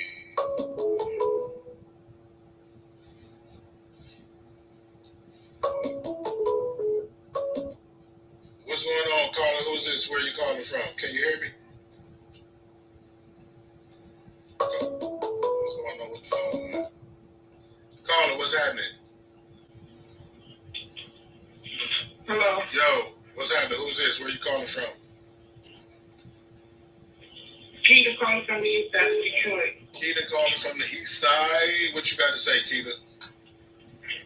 I'm just concerned because I'm a mom and a grandmother, and it's just really not making sense. What I don't understand, if I asked with the Aunt Shannon, she said that on yesterday, that her boyfriend or her kid's father was locked up as of the 7th. This young lady went missing as of the 9th. Then she said that she spoke with him and he knew nothing of it. It's just not making sense. It's not making sense. I pray to God this young lady is found. She's found safe. Just for some odd reason, when you made that statement a few minutes ago that someone said that she ran away because she was pregnant. I swear that was in my spirit yesterday. Hearing all about the Javis and all the different things that's what I said. The young lady, they got pregnant and she ran away because she don't know how to tell the aunt, or maybe the aunt do know about what's going on, and they did something to her. Again, sounds something like the Zion story. But I just pray to God this baby is found, safe, and just can be brought home to her family you know what I'm saying, she can talk about it, or maybe she don't want to talk about it. But then again, I say CPS needs to get with that whole family and just wipe them all out. Every kid in that family needs to be took. Everybody in the family needs a psychiatric evaluation because something is wrong. I pray for the grandmother, Annette. I don't know what's wrong with her, but people keep saying she's so spiritual and all of that. That's not of God. God is of love, and God wouldn't do nothing like this. It's a bunch of demonic spirits over there. I just pray that this baby is found and brought home, and hey, whatever happened to them demonic people, let it happen. But hey, let's just come together and try to find this baby. And I want to commend you, Mark, for everything you do, not just for this baby, but for everybody. Whenever something is going on, you get the memo, you there, you put it out there. God is going to tremendously bless you.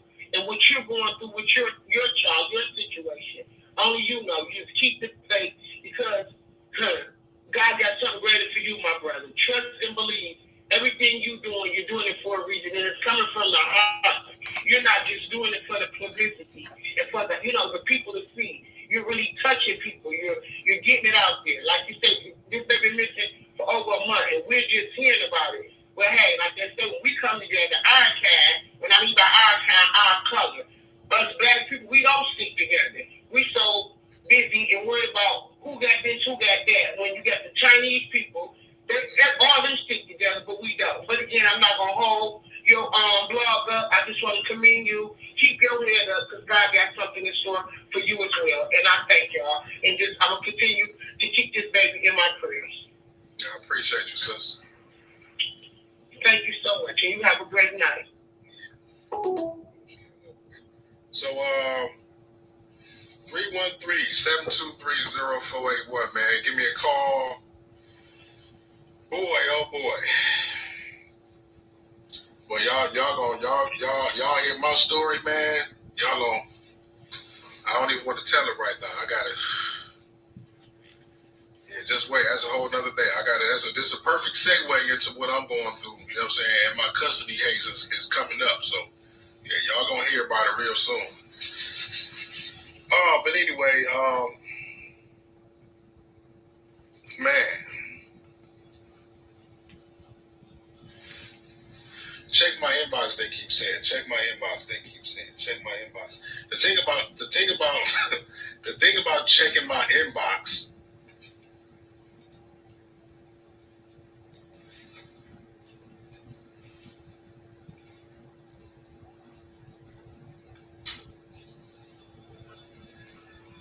is I don't know what message to check. Damn it, I got 500. What's going on, Carla? Who is this and where you calling from? Hey, it's Capri from the East Side. Capri from the East Side. What's happening, Capri? What you got to say? So much. So first and foremost, I think the family or the police need to be looking at the family a little bit more, because for me it just doesn't make sense, one, that the little girl, where are all the rest of the kids at, right? When they went to school, everybody else stayed home but her. That's one. She rode the bus. Okay? So after she rode the bus and she didn't come home by, let's say the kids get out at 3:30, she went home by 4 o'clock, 3:35, since she's saying that you could see the bus stop from the porch. Why wasn't something? Now, y'all remember at one time Shannon said she could see the bus stop from the window. But on the stand, when they asked how far, the granny monster said it was around the block. The sister or the auntie Shannon, baby.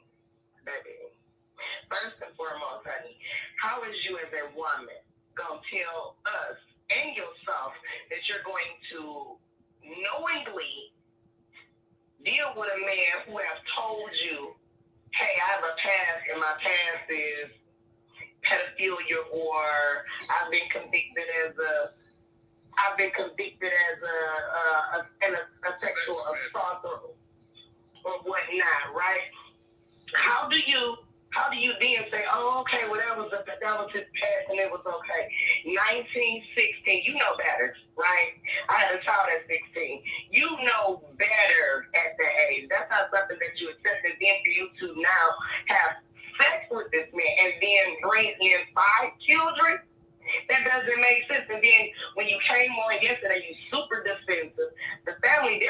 back and forth, right? They're going back and forth because it's a blame game. It's a, who did this and who did that. When the fact of the matter is nobody is even talking about, hey, where's this baby? If they are, I understand the embarrassment, right? I understand that y'all stuff is coming out that closet is getting emptied out. I get it, right? It may hit hard, it may hit the home, it may be some things y'all didn't want nobody to know about. We all get that. But as a family, if you care, right? Because if you care, if it was mine, all that shit coming out, we talking about that. We talking about all of the theories. We discussing it amongst each other. We gonna come up with a plan, and we gonna execute it. If it's mine, if there is no, I'm sitting up watching a podcast. If it was mine, I would be out there right now. In the middle of the night, I'd be out there right now, right? The police, okay, y'all went on. They went to River Rouge, okay, so y'all went there because the phone's pinged. Okay, great. So where's the family at? Why aren't they forming a search team? And then when we are forming a search team, I think that there needs to be some order, right? It needs to be, okay, hey, this is the. How y'all feel about that? Because while they out searching, they in the house. Knowing the phone's pinged from whatever the Red River, whatever it is.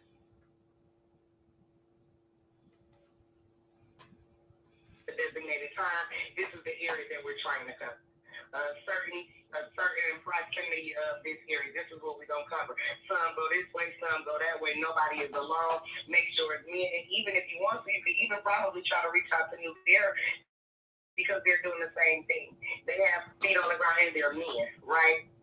And because most of all, unfortunately, it's usually the women that are trying to, step up and we want to search. But I've seen with this particular case that it's a lot of traction from the men. So I'm grateful that the men of our city are now starting to step up and now they're seeing that we need to be protected and the kids need to be protected. But that family, something wrong with them all. Something wrong with them all. That brother came on there yesterday. You say here defending that pedophile and saying everybody has the past and he didn't do. How do you know that?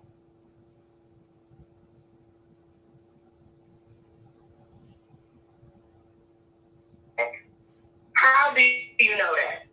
My neighbor's son go to school with the baby, and they were discussing it in their household. And around the school, they said that she was the nicest, sweetest girl. She's always helping the family. Helping the teachers, helping the kids, and the principal. But she did mention to the kids that she was that she was pregnant. Not that she was going to run away, but it was said that she was pregnant and she was going, actually, I'm lying. She was pregnant and she was going to go stay with her boyfriend, is what it was. So not everybody needs to find out who is the boyfriend. And if the boyfriend is the baby daddy and now he's in custody, is there a possibility that maybe, hey, he has a house on another side of town?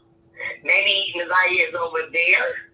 Maybe he's with the cousin, because usually when things like this happen, it's not that don't nobody else know it. They usually have some help. They usually have another weirdo that's going to cover and condone their bullcrap. So maybe she is somewhere at a house, and maybe, hopefully, that she is still alive, and maybe she did just run away because she didn't want to deal with the ramifications of being scrutinized about being pregnant and messing with an older guy. If he is. You know what I'm saying? But yeah, it's a lot of things that could be done right, and I just think that everything is kind of moving a little wrong. We got to understand that the police is not going to tell us everything.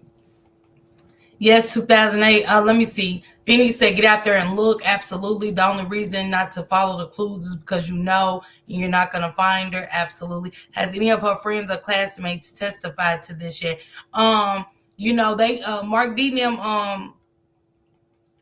has said that and salute to you.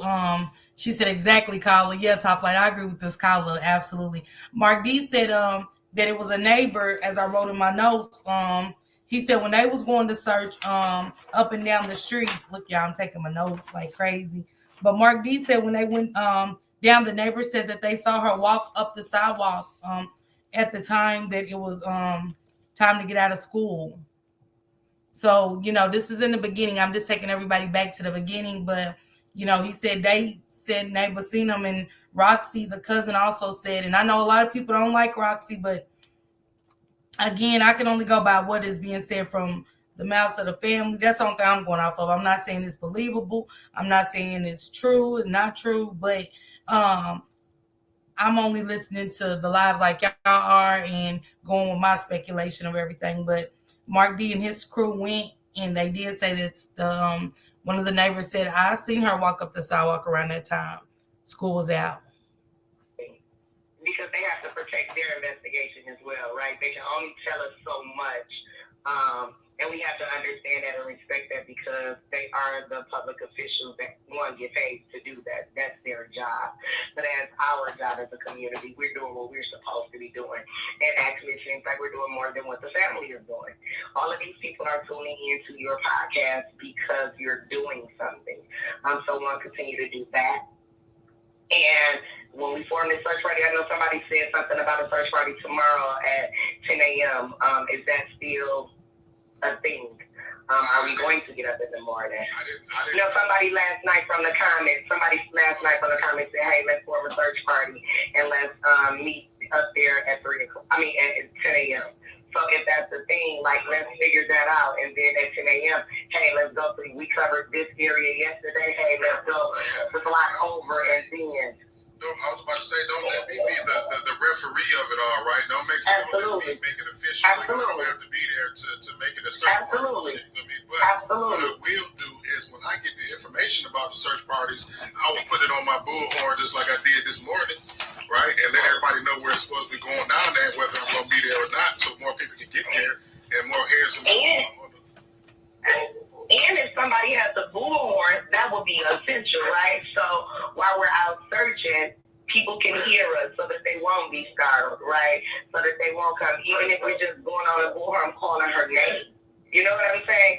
Where it's, hey, if you in here type deal, come on out. You know, but yeah, that's really all I have to say. I think that auntie, she needs to be locked up. She really need to get her head whooped in. I ain't gonna hold you. She need to get her head whooped in. She need a split sandwich. She acting like it's just cool. It's, and that's my baby father, and like, girl, it's way, you don't see what's going on, honey? You don't see what's going on. Your daughter is missing, and it kind of sounds like she knows, in my opinion. She has absolutely something to do with it. She know what happened. You can't sit here and tell me that, oh yeah, we talked about it and you said that's it. That's the only heat and the only pressure you gonna put on her. That's it. No, y'all know something. Y'all hiding it. And again, I understand the embarrassment, but like it's time out for that. The baby's been missing for over a month. Bring that baby home. The life is way more important than the embarrassment that you're going through right now. Like that's the thing you putting. Anyway, man, like we need to figure out where she's at, right? Because I can't imagine a 13-year-old. Like, hopefully she's with whoever they said. If that wasn't just something that was made up, as far as being a boyfriend. Because like if he has something to do with this and he's incarcerated right now, if he's under arrest and in police custody. Where would she be at? You know what I'm saying? Where would he be? Because he has a couple of houses from what I understand. He's supposed to be working on houses and works here and working on this house there. But for this long, for this long, where is she? For this long without him, if he had something to do with it, if he was the last, key person to be close to her. Or with a phone or whatever. It's just a lot, man. It is. But like I said, everything that's done in the dark gonna come to the light, and the light is shining now, right? The light is shining. It's like at 60 watts. You know what I'm saying? So with that being said, like I said, just make sure that when we're doing these search parties that they're organized. You know, that you have a designated. Whether like it's like you said, it's not. I'm just a referee. But at the same time, somebody needs to, take the position at that particular search party. You know what I'm saying? And, hey, this is what we're going to do. And you cover this area. Let's go in groups of 5. You know what I'm saying? You 5 hit this block. You 5 hit that block. And cameras like they do with the, when it comes to the political things, and they come knock on our doors, like that's the thing. Hey, have you seen her? Put the picture on your phone. If we don't have no flyers, we need to probably run to like a Kinko's or Staples, or not Kinko's, or Staples or FedEx or something, to see if they'll be able to maybe sponsor some flyers. You know what I'm saying? Because like y'all were out there today, and y'all ran out of flyers. You know what I'm saying? Like, we can't run out of flyers. Yeah. You know what I'm saying?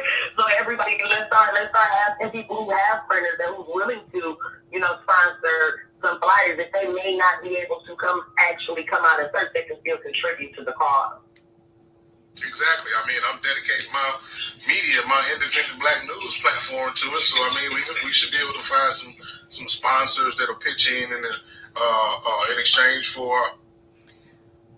All right, you guys, I got that one out. I'm about to get to this other part. So y'all ready? Go on and get your water, get your tea, whatever you're gonna get. I'm gonna play this clip really quick, and we're gonna get into the next one, okay? And I hope everyone's doing okay out there. You know what I'm saying? Hit that like button for me. Please share the live. Copyright disclaimer under Section 107 of Copyright Act 1976. Allowances made for fair use for purposes such as criticism, comment, news reporting, teaching, scholarship, education, and research. Thank you, sis, for down there working. And let me say this. A lot of y'all, we're going to agree to disagree. And I know I'm going to lose people for not going along to get along with y'all theories. And that's okay. You know what I'm saying? I'm really here to do this for the justice of her and hear what I heard. But other than that, I'm okay with losing people based off of, I won't go with that theory. I won't go with that because, like I said, when me and Shank Rock started to do the Shanquilla Robinson case, it was a lot of people accusing him of being around the family for clout and stuff when, like I said, he's fighting for justice. So I know how people feel about some people, and you know what I'm saying, it's stuck on you and stuff like that. And I'm not, you know, I'm really just in it for the justice of the baby or whatever. So I'm okay with losing people based off of me not going along with y'all theory and stuff like that. It's okay, and I'm good with it. Okay, just have to put that out there. State your name for the record, ma'am. Valerie Louise Smith. And Ms. Smith, I want to call your attention back to March 7th of 2024. At that time, in what area did you live? That's where I live currently. I'm 7 Mile Evergreen area. Okay, and is that near Evergreen and St. Martin's? Yes. Okay, is that in the city of Detroit, Wayne County? Yes, sir. Okay. And on March 7th, 2024, did you come into contact with the police? Yes. Okay, and what was the reason you came into contact with the Detroit Police Department? I found a young lady's ID. And where did you find that ID? Directly across the street from my house. And was it like a driver's license, school ID, or something else? School ID, it looked like. And when you found that, was that the first time you had seen it there? No, I stepped over it for 2.5 weeks before I decided to pick it up. Okay, and is there a reason after 2.5 weeks of noticing it there that you decided to I pick it just up? decided to pick it up that day. I was going out shopping. I said, well, let me get it and send it back to whomever it belongs to. Okay, and when you picked it up, did you read the name on that ID? Yes. And what was the name on the ID? ZiyahHarris. And did that raise any concerns in your mind? It sure did. And what's the reason it raised concerns? I just heard it on the news before it came out. You heard her name? Her name, yes. Oh. And when you picked it up, did you have gloves on or anything like that? No. And you used your bare hand then? I took my thumb and flipped it. And when I saw the name, I just put my hands on the outside of it.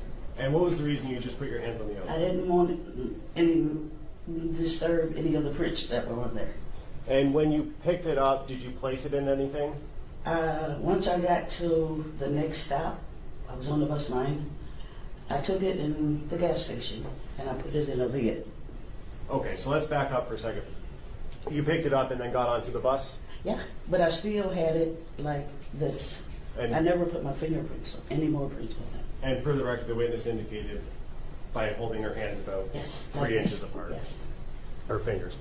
And when you got to the gas station, did you go into the gas station? Yes. And did you tell the people in the gas station about what you found? Yes, sir. I also told the bus driver what I had found. And then after you told the gas station people, what happened next? I asked them to call the police for me. And did they? Yes. And then did the police come to your location? Yes. And after the police got there, what happened next? They took me back to my house so I could show them exactly where I found the ID at. And did you show them that? Yes. And did you give them the ID as well? Yes. Okay. I gave it to them when they initially pulled up. And may I approach, Judge? Yes. I'm approaching with People's Proposed Exhibit 40. Ms. Smith, do you recognize that? Yes, sir. And is that the ID that you found? Yes, sir. I move to admit People's Proposed 40. No objection. It'll be admitted. And permission to publish on the screen. I had to show that clip since if you lose, they wasn't meant to be here, no way, period. Absolutely, absolutely, absolutely. And I'm going to clear some things up tomorrow. I gave out a lot of moderated sticks and stuff like that. So no harm, no foul. Charge it to my head and my heart. But tomorrow, those are for the mornings when y'all drop y'all links and stuff like that to promote your channels and stuff like that. But again, I know how these kind of cases get, and I know how people start reacting and stuff like that, and I just don't want none of that energy around me, for real. You know what I'm saying? If you here to support, you know what I'm saying? Again, I can't make nobody feel how they feel. We are free to all feel how we want to feel. Y'all can feel how y'all feel, but I'm just really listening to the family and what they have to say and bringing it to y'all and listening for the first time. So here we go with this one, and this is my first time listening to it as well.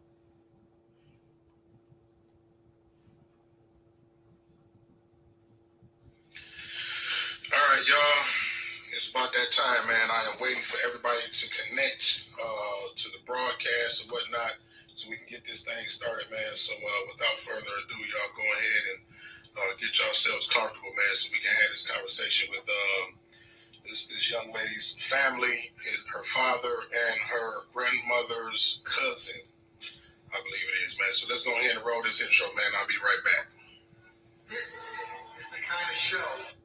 And I know we heard a little bit of the father, but this is that 5-hour live. We're not going to listen to the whole 5, but we're going to get to it. You know what I'm saying? Because I played a short version of the father calling in, but we didn't hear it. This is when everybody calls in, and it's going to go down. This is the kind of show we always treated them to.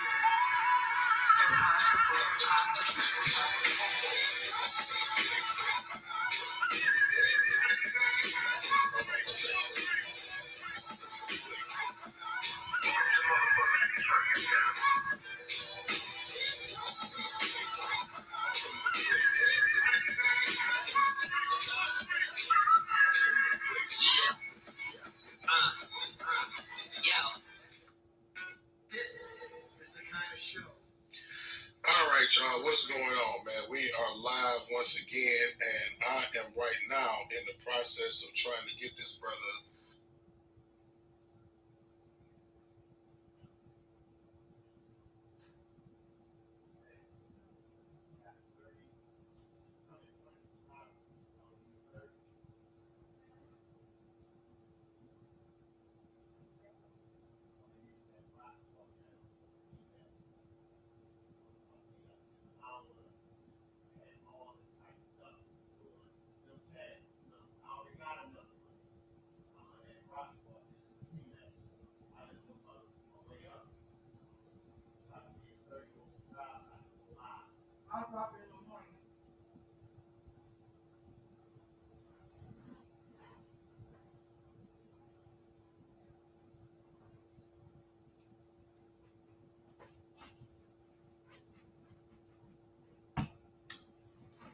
Sorry, y'all. I had to step away for a minute. Sorry. Connected to the video chat link. So can you hear me, Brenda, or what? Yeah, I can hear y'all, but y'all can't hear me. So what we might have to do is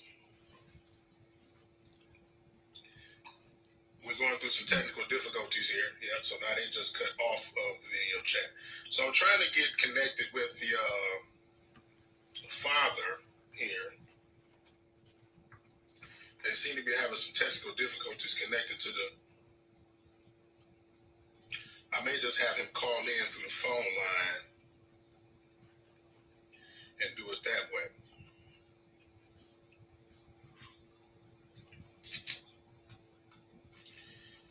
still over here setting up to myself. Let me see, where did he go? Y'all hold on 1 second, because y'all know I'm kind of rushed into this right now. So I think I'm going to have him call into the phone line because he's here. Bro, can you hear me, bro?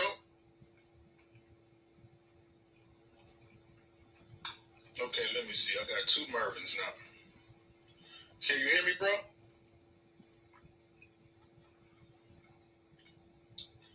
See, his screen is froze. We're having some. Thank you, sister, for the super chat. The super sticker. Thank you. Thank you so much. Salute to Shano. Salute to the Bryson family. Thank you so much. And my sis Top Light has sent me some more stuff. I'm gonna play that tomorrow because I want to get with her when I end this live, and me and her to chop it up because she the one who keeps me up with a lot of this from the beginning to the end. So salute to you, Top Light. I'll get with you after the show, but let's get into it. So turn that off. All right, can y'all hear me?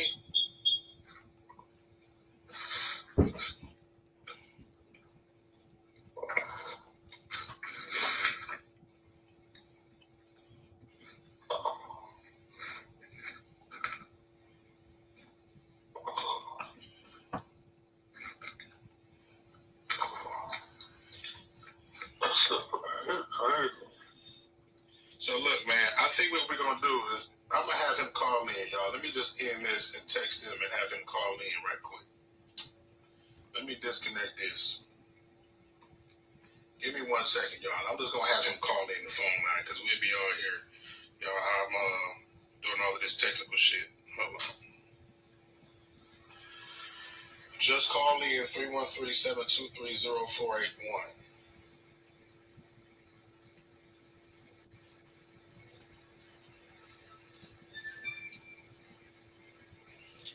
What's up, bro? I just disconnected it. Just call in the phone line. We ain't going to do the video chat because we're having too much technical difficulties with that.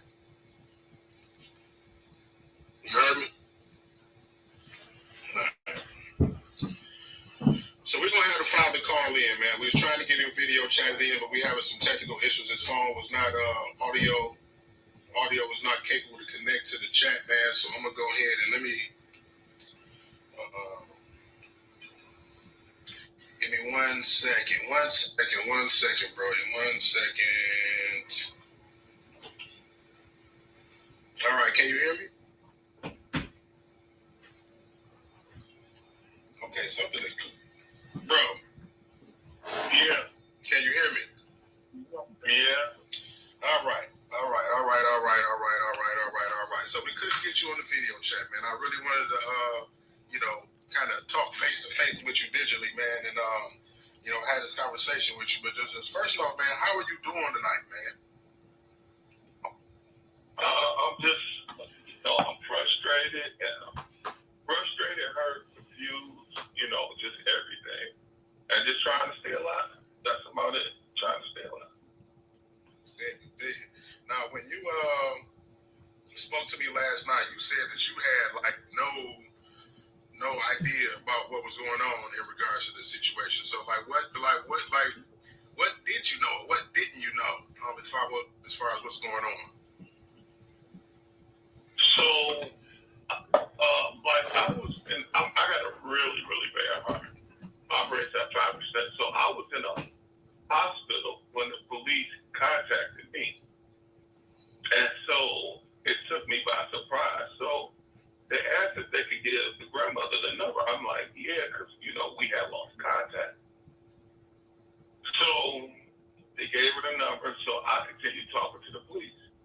Everything, like she said, everything that this woman has said, it's been like in a common way. Like, she's a straight A student. She sent me pictures of, like young pictures, like to where in my mind I'm thinking, okay, my baby's still okay, So with Naziah and Naziah's mom, just briefly, okay, we had made an agreement when she was born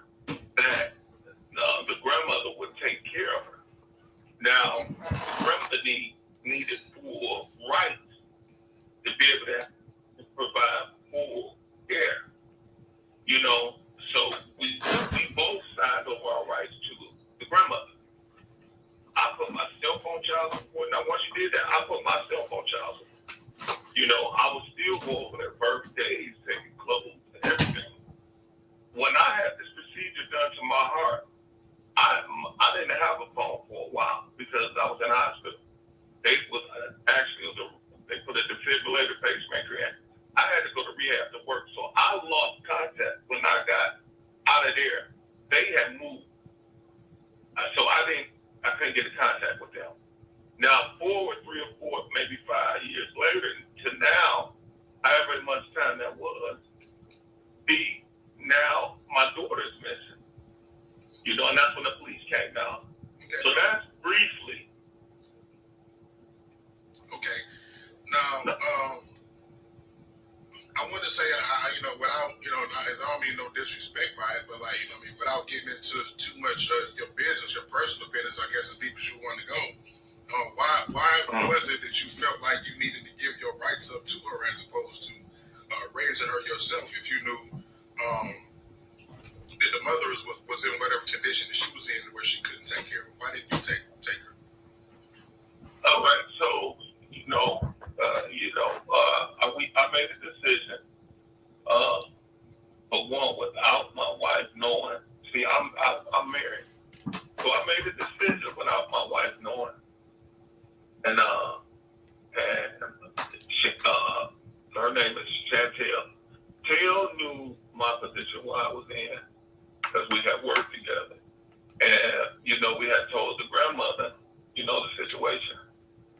So, and I know people are gonna go ham or whatever, but I tried to be as responsible as my mind at that time could take. And I didn't run.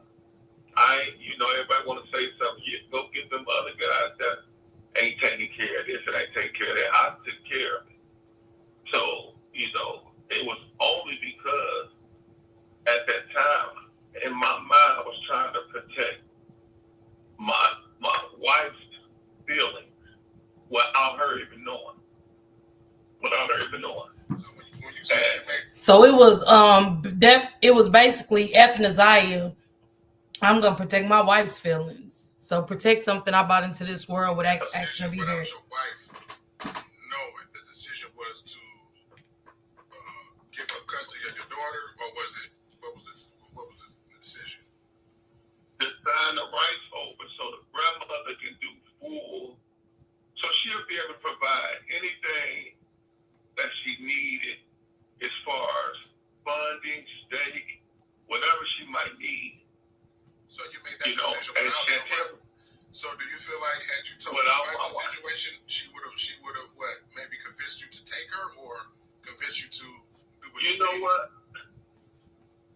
Now, when all this happened just now, I even apologize to my wife because I took away my wife's ability to, have her own feelings for the situation, and I knew that, and I had to have that conversation to get with my wife.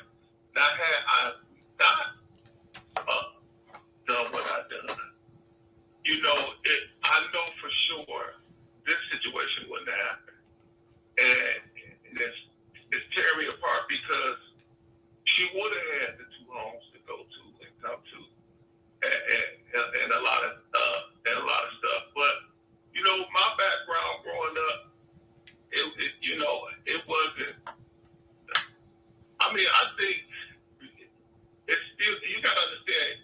Everybody don't make right decisions. Everybody just hear the story. Oh, you should have done this. I'm pretty sure you should have done some things too. Now I'm just being upfront and truthful about what happened at that time. That's all I'm doing. Right. And I want to, if somebody want to ask, fine, but I still don't want to get. I don't want to get away from me putting the information out here that I do know. Okay, right. For the main reason we're here. Yeah, most definitely. But I think I do. We've all done things. You've done some things. Nah, we ain't doing that. We ain't doing that with him. People deserve a background like where is this guy being on? But and that's what I wanted to ask you. Like, who are you? You know what I mean? Because a lot of people seem to be forming an opinion, not knowing whatever the situation may be. So I was just trying to give you a platform to speak your piece and say what you had to say as far as how you felt about the situation, and as well as about what you know, as far as going on, as far as I guess the I guess the conditions of the family that she was living in, and all of that. So I mean, what beyond what I just asked you, would you like people to know about the situation, whether it be like I said about the family or you, or what do you want the people to know?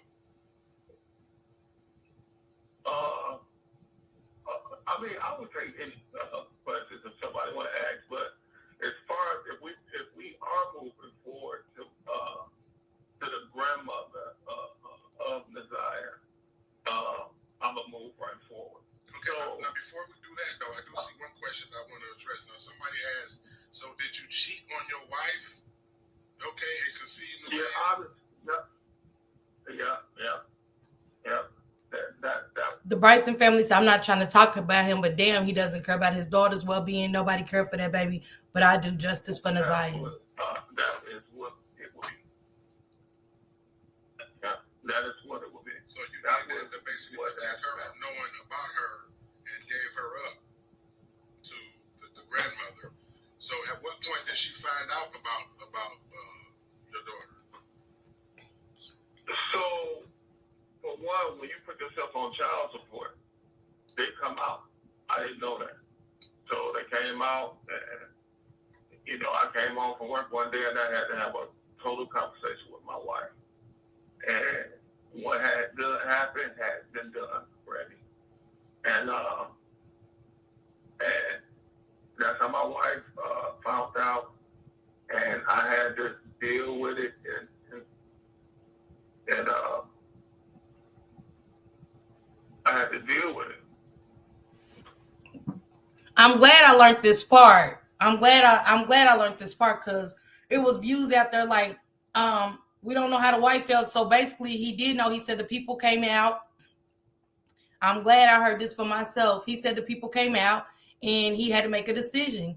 And boom, the decision was to give her to the granny. She wasn't, you know what I'm saying? That was the decision. So that narrative can be debunked. One thing that was in the back of my mind, as I was learning the history from some of the family of Lady, I guess that's her name, that's what y'all call her, whatnot, and her history. I'll call it Chantel. Okay, Chantel. I'll call it Chantel. Chantel. I didn't know. I couldn't remember her first name.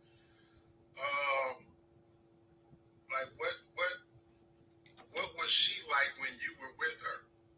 If you could give us a window into that. Exactly.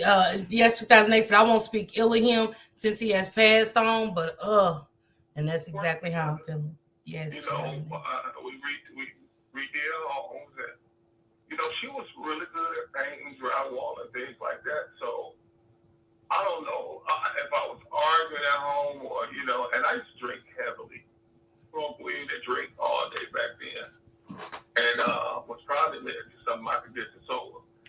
Intoxicated. She was like a real cool person, like to work with, and I guess, under influence, one thing led to another, and the situation had happened. But Chantel was dibbling dabbling with drugs back then. I believe it was like coke. I think it was cocaine. She didn't do no pipes. I think it was just cocaine. But did you ever use it with her? You ever used it with her? No. My sister Denise said karma is something, ain't it? I ain't even that type of cat. So, and Chantel was, bisexual.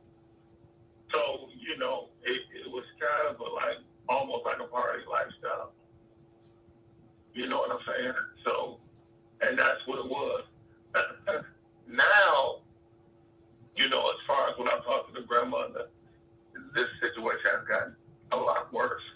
Not Chantel, Chantel had a son before Naziah. You see what I'm saying? Exactly. So, I think, and you know what? All from the podcast, I don't know if I heard right, but Chantel might even be adopted to her mother. I don't even know. Now these are things that I did not know. I just did not know. So, and then on the other two kids, it's like they said, they all ran away when they were younger. So this is what I'm saying. All this stuff, I didn't even know. It was no communication or relationship like that. People make mistakes. People do things and they make mistakes, and you go on with your life. And at that time, you do damage, and you have to learn and you grow, and you just have to keep going through life. And that's basically, and that's what it was. That's what it is. Okay, one more thing that's on my mind to ask you before you get into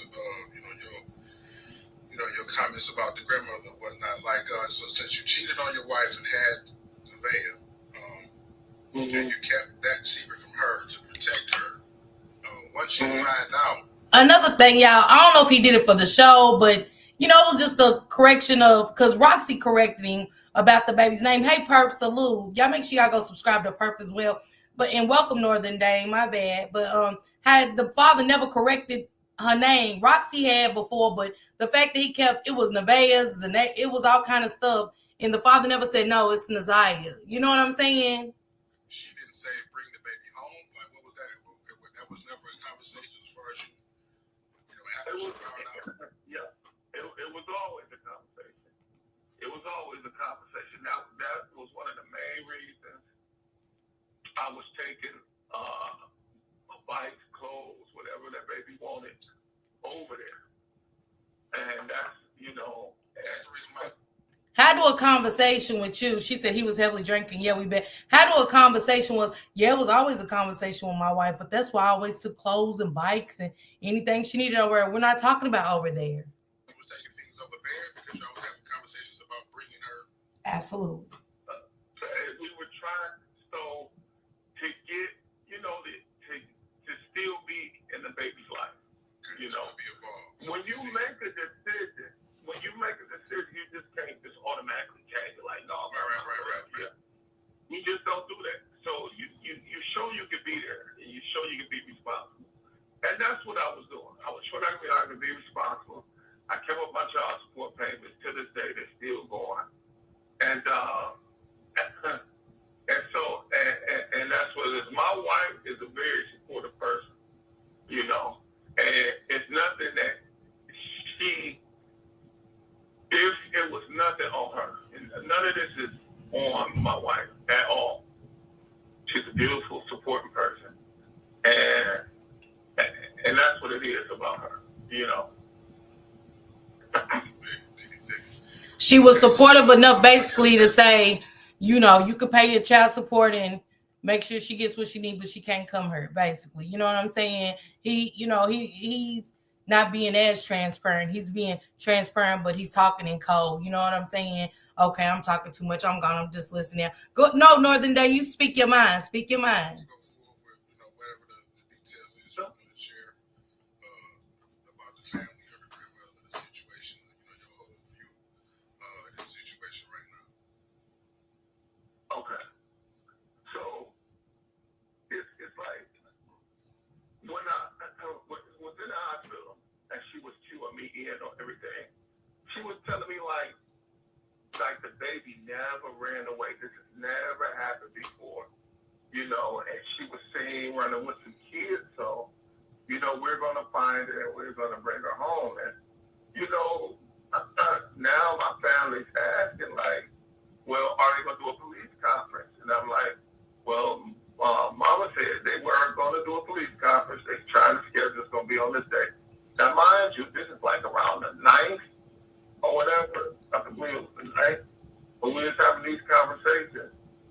And I'm like, okay, so it was just kept on like, we were gonna do this, we're gonna do this. She even said Chantel came down from Ohio to help pass out flyers. And when she had gotten there, I said, with son. I said, well, how's Bill doing?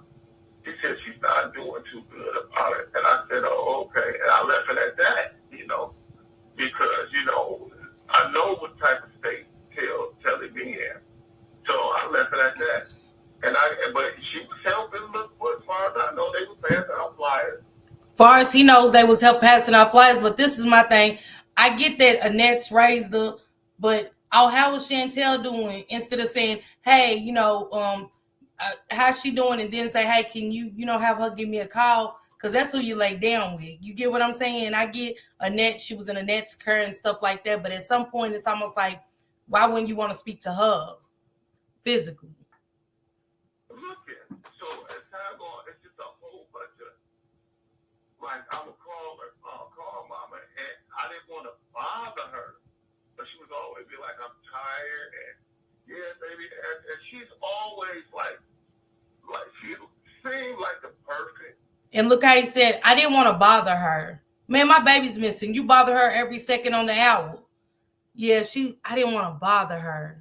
Grandmother, well, that's what I used to go over there. Everything was, the house was immaculate. It was always working, trying to do something. The baby was happy, cooking, things like that. It was never, and she's a God-fearing woman. So, it was always like a good vibe. So I respected her with a good vibe. You know what I'm saying?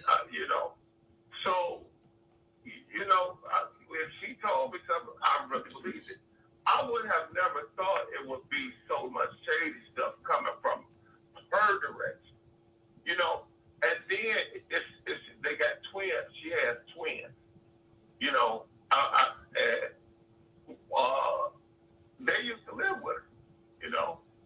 And so now, I guess one of them don't, one of them do. I don't know. I just know that's the part of the family that I know. So basically, you said all of that to say that the picture was painted perfectly in your eyes, and it looked like nothing was going wrong, or nothing was ever wrong in the situation. Ever wrong. And when this particular situation came about, they took this is something that just didn't ever happen, and they weren't worried about it as if they was expecting her to come back home anytime soon. Right. That's correct. Now I want to say this. Now at this time, they were dealing with DPS, that's the Detroit school system police, right? So she hadn't even explained that to me. So eventually when I got out, I didn't want to keep talking to her, but I wanted more information. So I got on the hospital. I wasn't even supposed to be walking. I'm on a medicine that keeps my heart pumping. I wasn't even supposed to be walking. I got nurses calling me because they was concerned to the police. And I'm out there, me, my wife passing out flyers, my sister, my son, my nephew, we out here passing out flyers. And I would stop over at mom's house and try to get, direction of where I should go, what's going on. And she would just come out. She said, oh yeah, we out passing them out earlier. And this and that. I'm like, okay, well, we're going to do this. We out there day and night. But every time we went, they were in the house. And then the twins, like, I know them. They never came out the house. So I was like, what's going on over here? So one day I went over there, or I was having a conversation with the grandmother. She said, I don't know why everybody want to ask where, like, Chantel got an older son. I think he's around 17, 18 now. They want to talk to him. I don't know why the police want to talk to him. He ain't got nothing to do with it. You see what I'm saying? It's just her attitudes started changing. Okay, so now you're saying that, right? Basically, you said all of that to say that you notice red flags about certain situations, and you probe them and ask them about it, and they act suspiciously, I guess, to say, for lack of better word. And don't forget when Mark D. them said they was passing out the flyers, and the search team would be on the corner, they would be in the house. So this is the father saying they was in the house during the flyers being passed out. Right. Now, when we were trying, I said, Mama, and after a while, I'm like, Mama, we done put these flyers up. All the kids that we talking to, they're saying they know her, but they ain't seen her in 2 or 3 weeks. And I'm like, well, that's about what the thing happened. It ain't nobody seeing her, but Mama telling me they seeing her running up and down the street. And I'm trying to keep calm. Now, after we go through, and I'm going to jump right back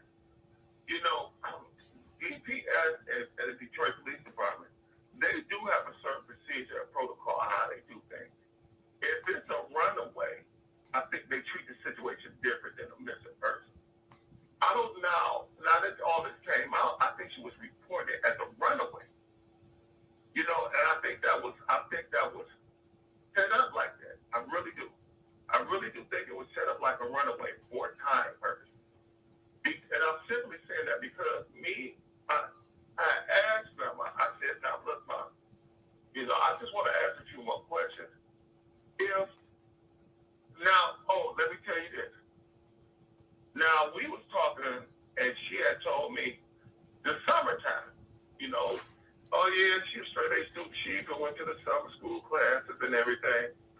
So they had said that I pulled up with a guy was at the school in a pickup truck. And Ziya had went out there to the pickup truck.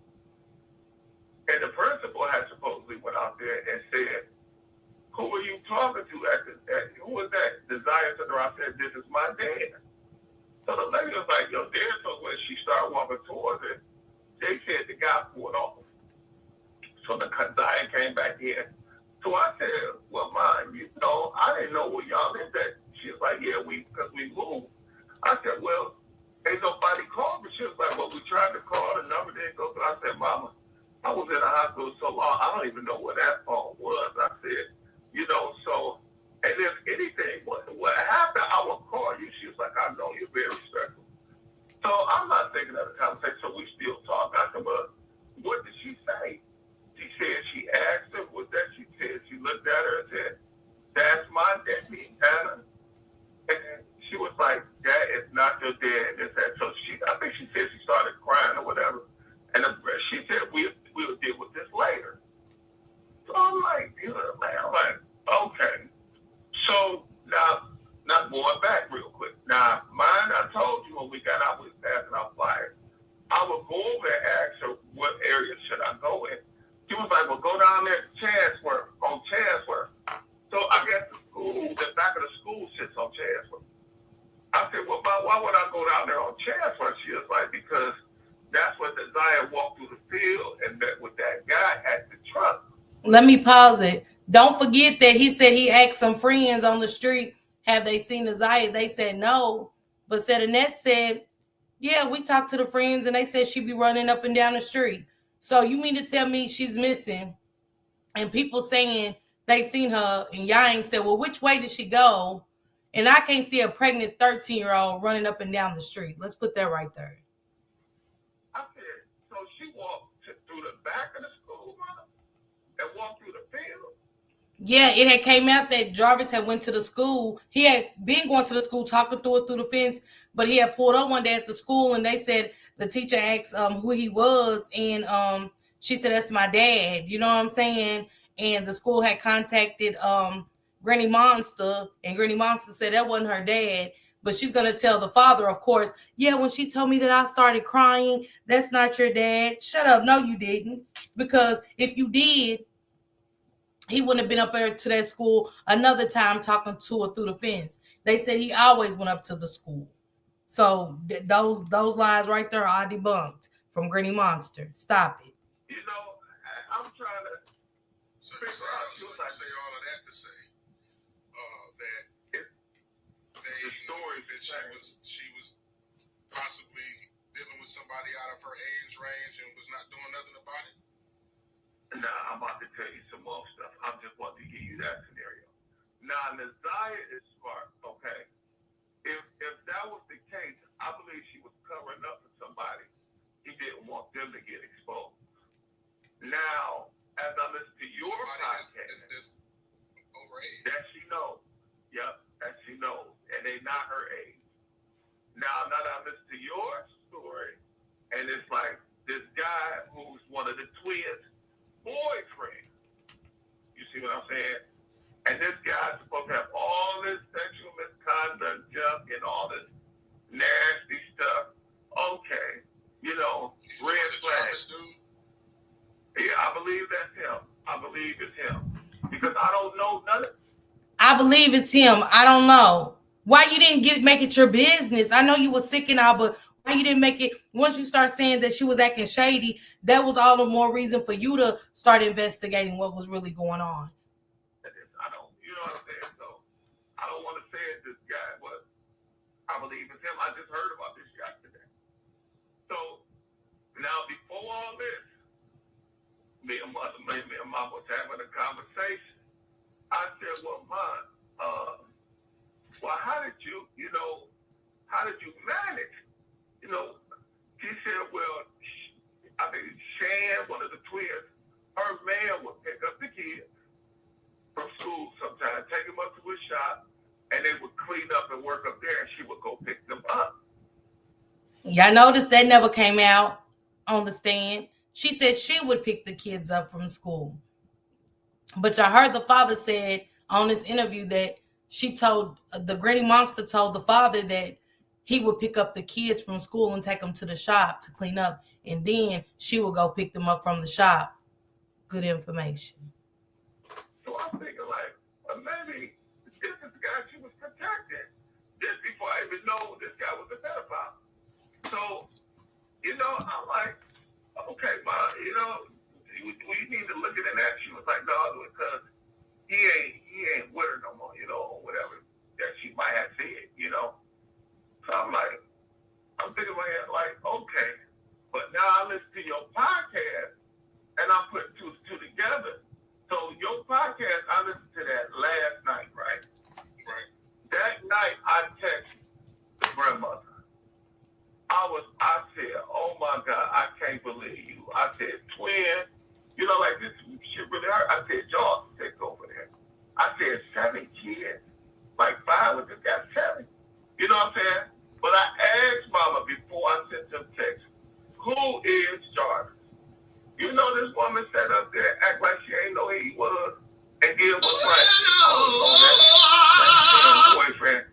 I said, well, is that the one they got in custody? She was like, look, her voice got real ugly then. She was like, look, I'm not saying nothing. The police say people gonna say things when you get out here, and don't believe them until they come back and tell you what's what. But I've been asking you the truth about these situations, and you haven't been truthful now. Not Granny Monster got mad and said, and don't be believing what people are saying. Oh, y'all definitely had something to do with it. Yeah. What? You know what I'm saying? Now she go back and tell the police, my daughter has been running away. But you tell me she has never done it before.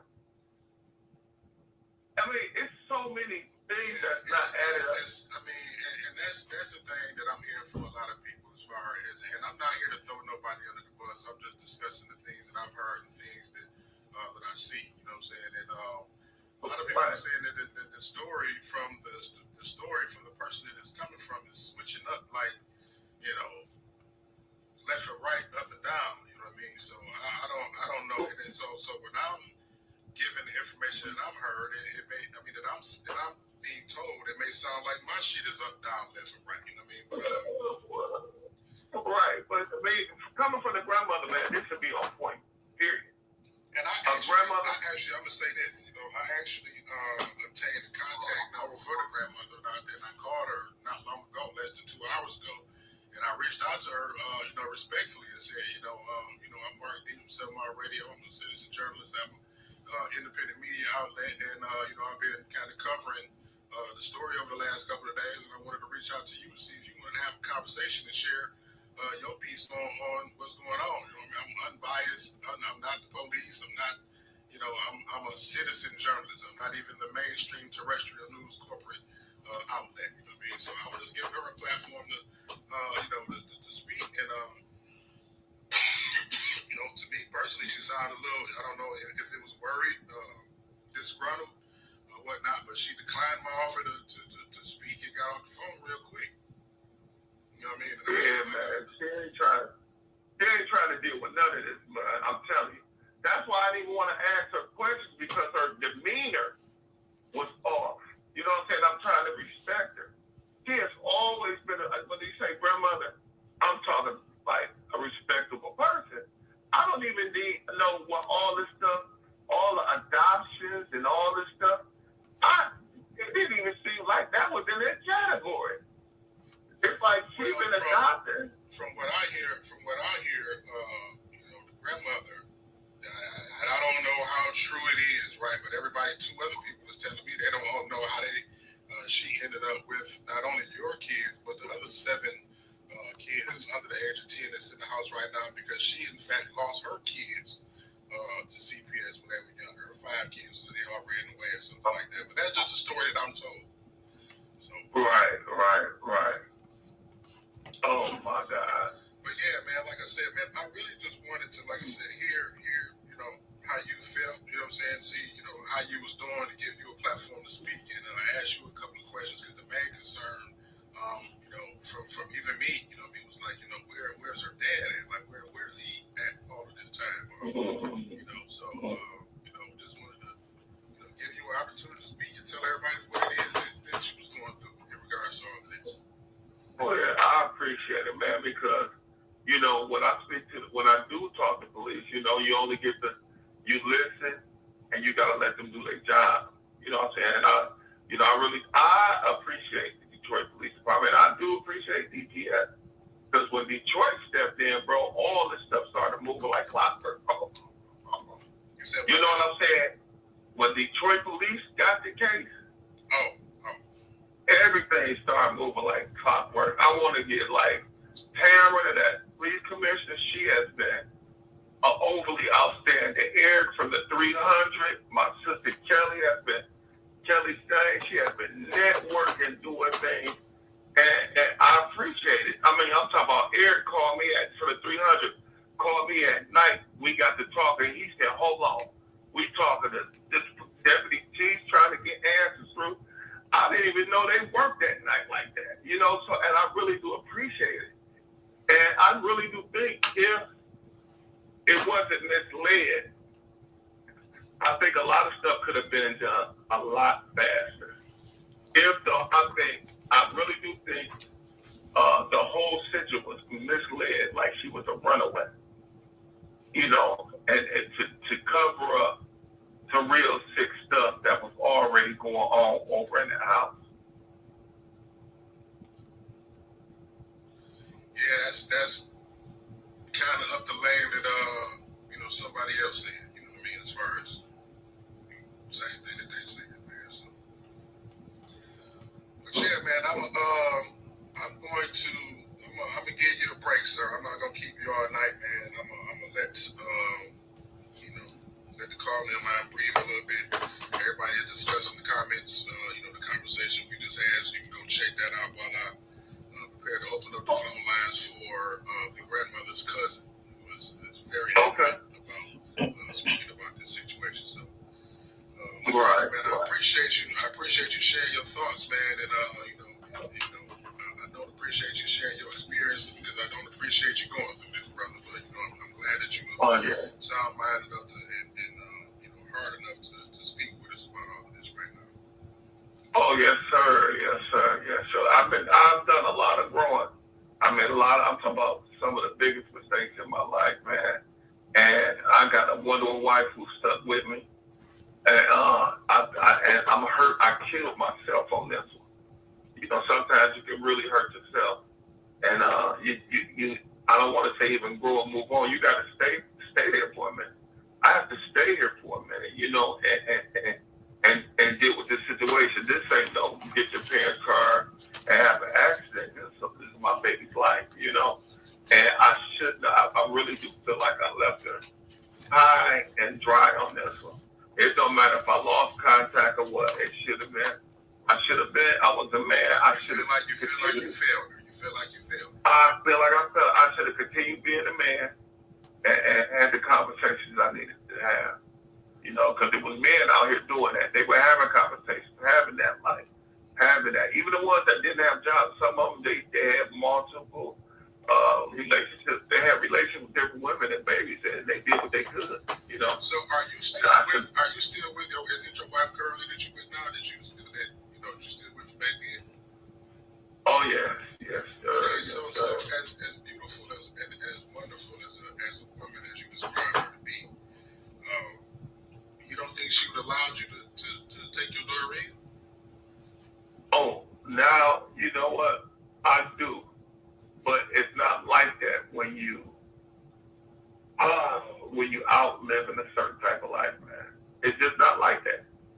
It ain't like I'm out here and, you know, I'm doing all these, man, working on house games is treacherous. You know, it's just treacherous. You begin to, the nightlife catch you drinking, you try to you're making money, you know, you're paying bills, everything moving fast. It's just like, almost like you might as well say the dope game, man.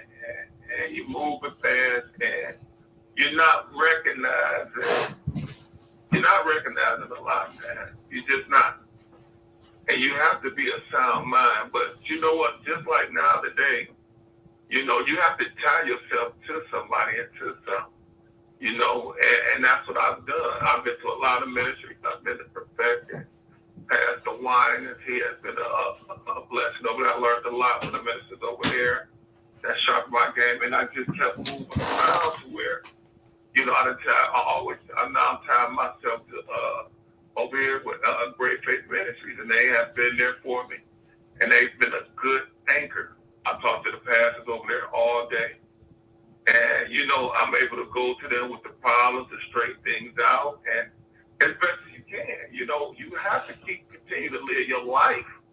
You know, and you gotta continue to live your life, but at the same time, you know, bro, like your life, just like when you get into a relationship, right? You're not the same person that you were before the relationship. Once you get into the relationship, right, you gotta make changes. You gotta make. That's right, Mark B. You have to make changes and sacrifice. And those same, that same, not those same, but the same thing has to happen. You know what I mean? On a whole another level when you have kids. You know what I'm saying? You gotta make changes and sacrifices on a different level. You know what I mean? So it's yeah, definitely.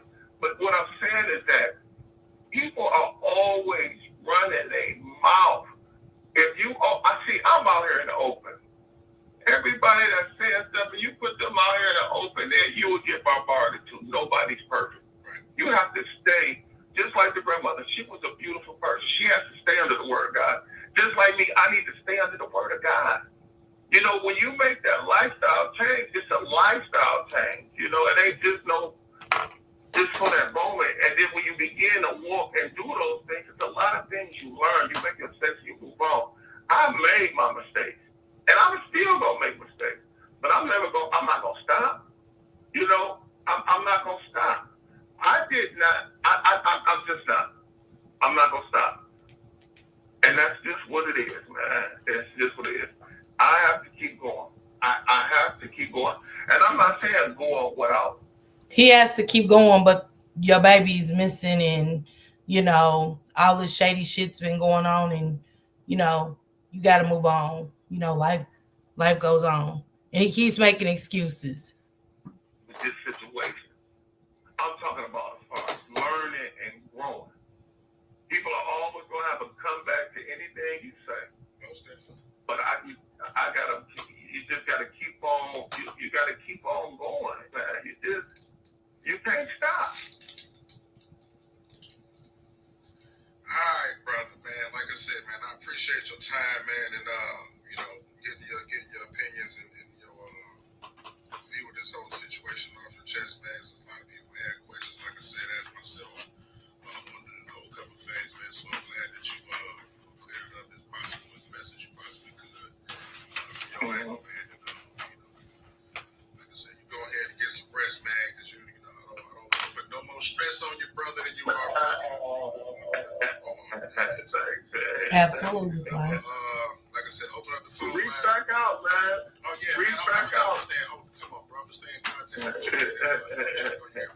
See what's up, man.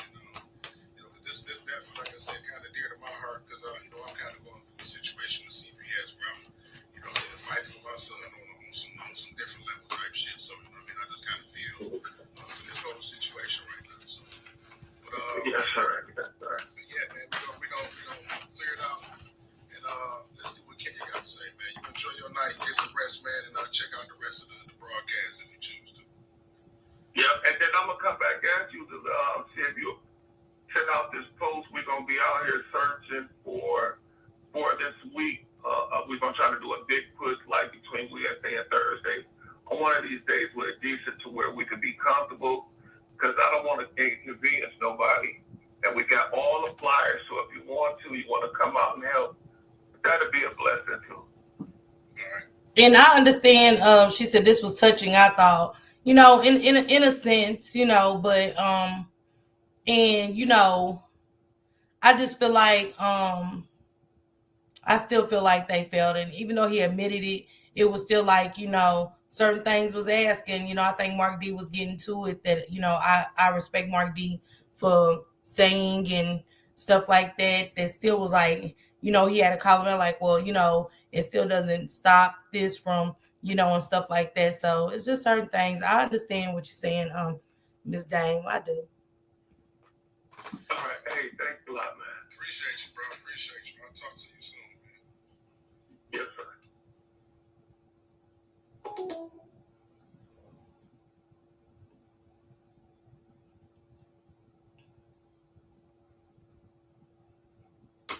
Mark D's face was priceless.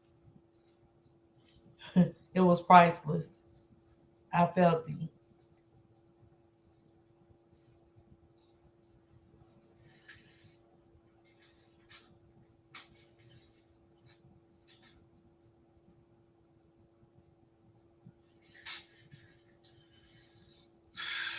So that was that. All right. This is Kenya calling my phone. She's calling the wrong phone. Hey, yo, Kenya.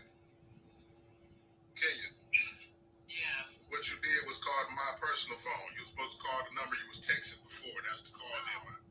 Okay. All right. Look, Kenya ready. She's ready. Ready. You hear me? This one right here. Yeah, y'all better go pour y'all cups. Y'all better go pour y'all cups. This one.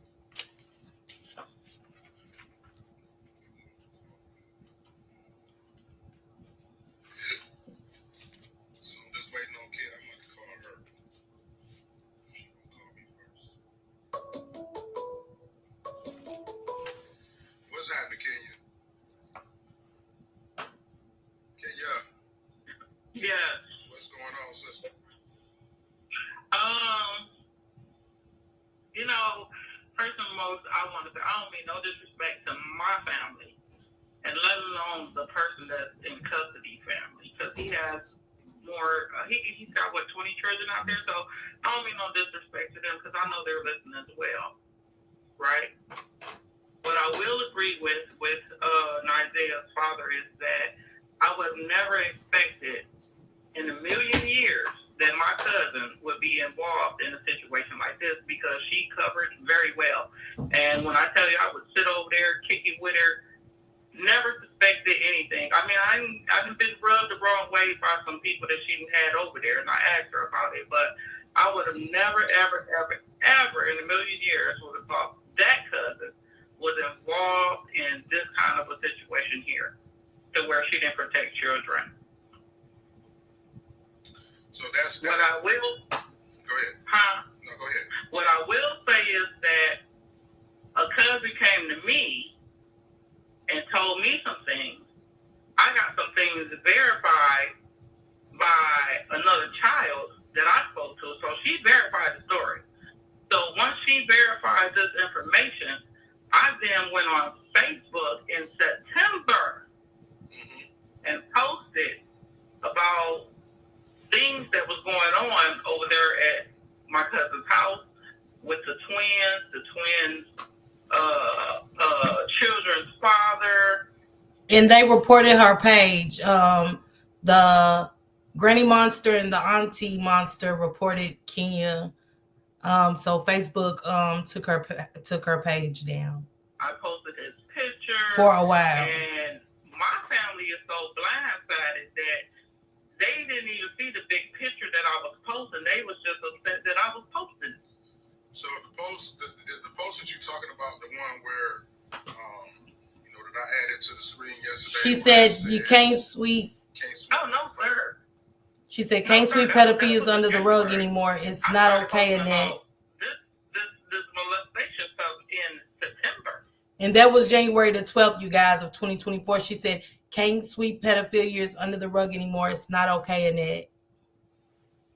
That was going on over there. And I was going back and forth with the twins about it.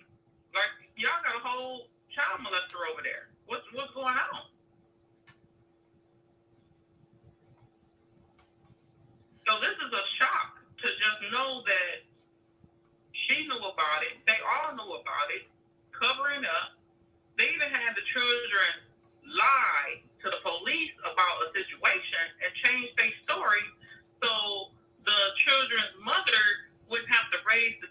on their own, and she was more worried about not having help with the kids and him going to jail. And just recently, from what I understand, she's going back and forth with another female about him on Facebook, about who man he belonged to, who's the main chick for him. Now, the crazy thing about that specific situation that you're talking about that involved the kids, I don't know if you care or if we even really need to get into the details of it, but that same exact situation was laid to me by someone else whom is on what I want to say the other side of the, I'm confused. I want to say the other side of the family, but maybe not. But from somebody who. And Shannon was going through it with chicks over online over Jarvis after the disappearance of Ziyah. We weren't in the same room. Me, you, and this person wasn't in the same room. So I'm hearing that same story from somebody else. And when you told it to me yesterday, right? When you were telling me the story, I kind of finished the story for you, but I asked you, so how do I know this, right? Remember that part? Right. So it has to be some type of truth to it, is what I'm saying. Right. There's a whole lot of truth to it. You know, it's just sad to me that people will get more upset about exposing pedophiles than being upset about the children that are being damaged. And their careers and their life is being changed forever because grown adults are more protective of adults that are hurting children. And in my mind, when you do that, when you know this is going on, you need to go to prison just like that pedophile need to go to prison. They need to throw her under jail and the two other ones under jail. All of them need to go. I see a question in the comments that asks, why didn't you call the police in September? Why didn't I call the police in September? It wasn't about me calling the police in September. It was about me establishing what was going on within that family because I don't go over there. So the information was fed to me, right? The information that was fed to me that I checked up on and confirmed. So that child, I asked her mother, well, what happened when you went to the police? And she said, well, the police did not press charges because the children was forced to change what they said had happened so he wouldn't go to jail. So I don't have no proof. I could just tell the story of what happened and how we got there. Yeah, if the kids. And we have heard that the kids have been forced to change their story through several different family members, not just her, but several different family members. And at this point, it's just sad. If the kids are not going to back it up. But now, this is something else that you told me, though. Now, you and this other person told me that I guess it was somebody asked the kids, did it really happen? And they said yes, and the reason why they lied or whatnot? Yes, that they were being forced to change their story. So that individual wouldn't go to jail. So that mother would still have him around to help her with the 5 children that she had by him.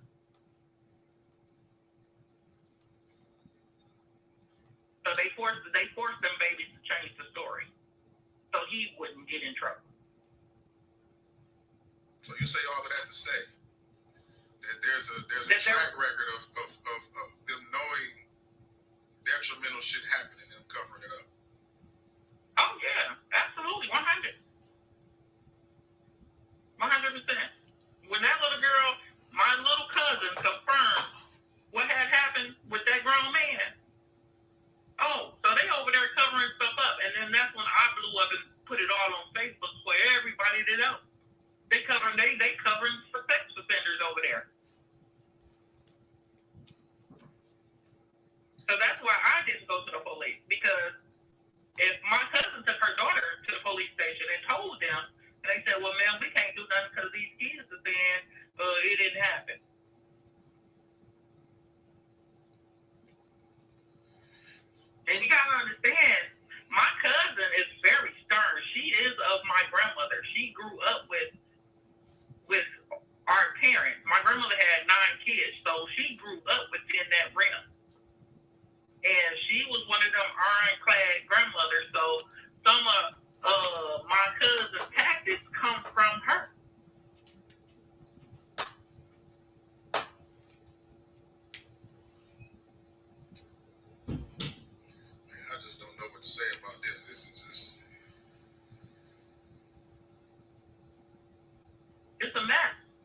really is.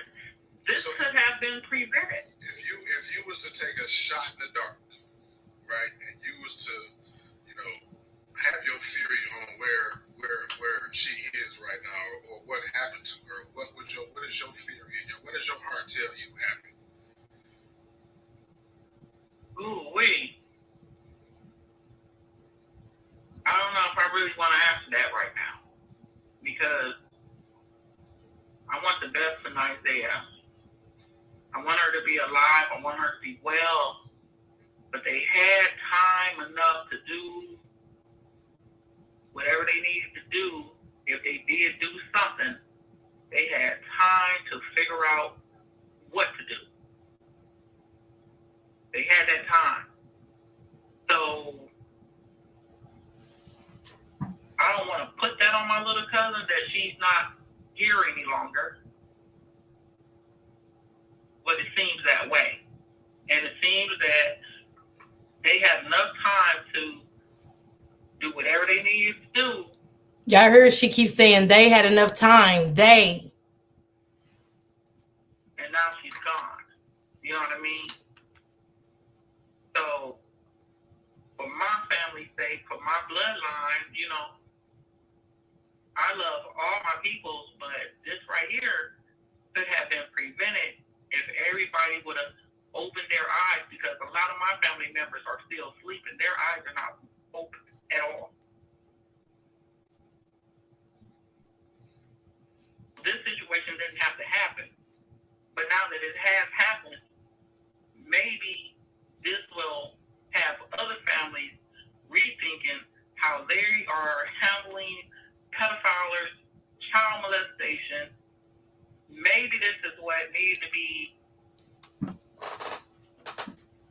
Maybe this is what needs to happen to bring more awareness to our children being hurt by grown men and mothers and aunties hiding it and thinking it's okay, because it is not okay. It's not okay to keep passing this trauma down and down and down. It's not okay. It's not okay. This could have been prevented.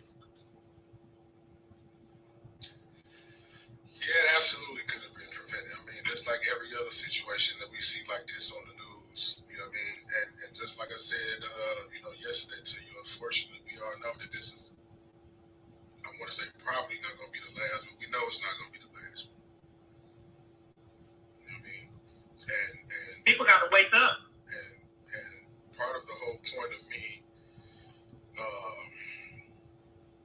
being so involved in this, because I see the importance of exposing the corruption, the neglect in the system in regard to CPS, or even the family system, the family structure. When we know there's so many things going on, and not in everybody's family, right? Now, it doesn't happen in everybody's family, but we know in a lot of families, there's that uncle or that cousin or whatever, whoever. Sometimes that auntie, right? That that has inappropriate behavior around the kids. Yeah. Keep your kids from around when Uncle Johnny come over type shit. You know what I mean? So, as opposed to sweeping this stuff under the rug, right? We need to be proactive as opposed to reactive and wait till tragedies happen and try to run around like chickens with our heads cut off, trying to figure out what happened and why it happened and what we can do to prevent it. When we all know and see the red flags in the beginning, and we give people and give situations the benefit of the doubt as opposed to the consequence of the doubt. You know what I mean? And we end up suffering the consequences like we are right now.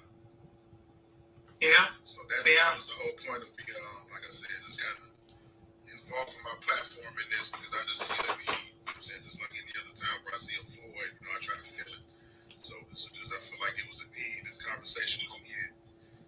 This situation, I don't know, it's heartbreaking. It's hard to even talk about, you know what I'm saying? But at the same time, it has to be talked about, it has to be discussed. So, I mean, I don't know if it's what else more to say about it, you know what I mean?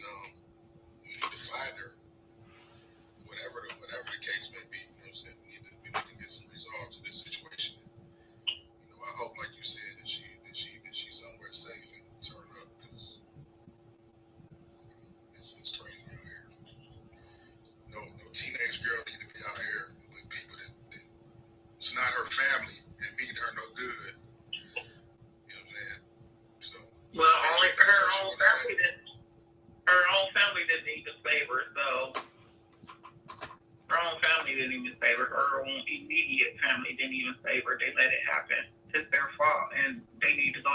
brain just like anybody else. And we family, but it is what it is.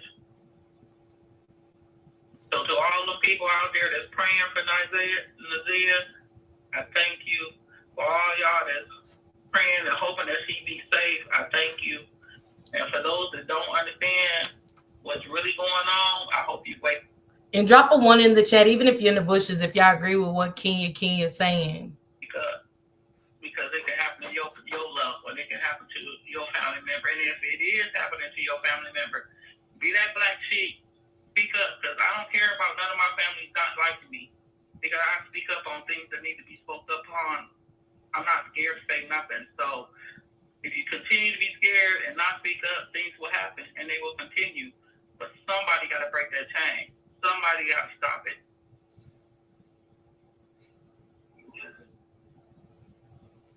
Yeah, just like I told Dad. Yeah, I was saying, just like I told the dad. I Thank you, appreciate Penny. your time and your comments and sharing your thoughts and emotions on all this. This is a wild one right here. Yeah, and had he been a dad, and she's very, very smart. So had he been a dad, there's no telling who she could have been. Very smart, very sweet little girl. Always hugged her every time I saw her, getting A's and B's in school. I never saw any fastness in her. None. But some things I've been hearing over the last year, I've heard some things. Now, real quick before you go, because I'm seeing a reiterating statement. This flowing through the comments. How do you feel about people who feel like you are a part of what failed her because you knew what was going on and you didn't do enough? You didn't call the police. Well, I'm not a part of what failed her. I didn't fail her. All I did was put the story out there. I didn't even know that anything was happening between her and a grown man. I found that out just through hearing and watching. I didn't even know no part of that because I didn't even think that he was involved in anything like that because of how. Oh boy, elaborate. He said, not sure for some reason. And if y'all feel that way, put a 2 in the chat. If y'all don't agree with what she's saying, if you agree with what Kenya's been saying, put a 1 in the chat. How smart she is, and she go to school. She just didn't even seem like she was that kind of little girl. But I mean, when you got pedophiles around you and doing this and doing that, you change in the blink of an eye. So I knew nothing about that. Had I known something about that, I would have reported it. But again, we got other cousins in the family that's called police, that's called CPS on the situation.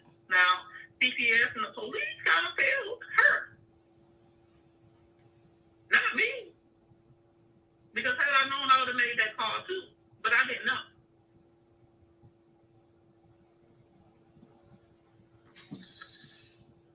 Dang, tell me why you disagree with her. And oh boy, elaborate for me on your reason too. Yeah, man, I ain't gonna, like I said, I ain't gonna stress you out about it because it's enough. It's a stressful enough situation by itself. You know what I mean? So I don't know what else need to be said about it. It's need to be brought to resolve at the end of the day. We need to find this way to bring her home, and I'm gonna keep my eye out for these search parties and participate. I'll be live streaming when I can and make sure I'm out there and contributing to the solution. Well, the ones that got their eyes open and that's woke, we appreciate that. And we thank you. All right, Kenya. I'm gonna let you go. Like I said to the father, go ahead and get some rest and tune into the broadcast. I'm sure a couple more people will call in with some questions and comments or whatnot. Maybe we can, I don't know, some kind of way move forward from where we are right now tonight. We will indeed. Now I'll be around, sticking around and watching and listening myself. All right, sister. You have a good one. Okay. Thank you. You too. Okie doke. So now, with that being said, y'all, let's do it. I'm gonna open up the call-in line for y'all this time.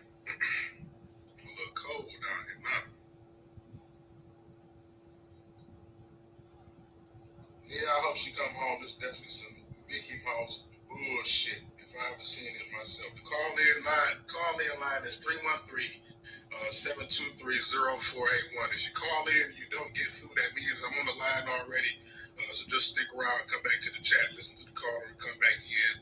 Do not use Bluetooth or speakerphone when you call in, so we can have a nice solid signal on your phone line. Thank you.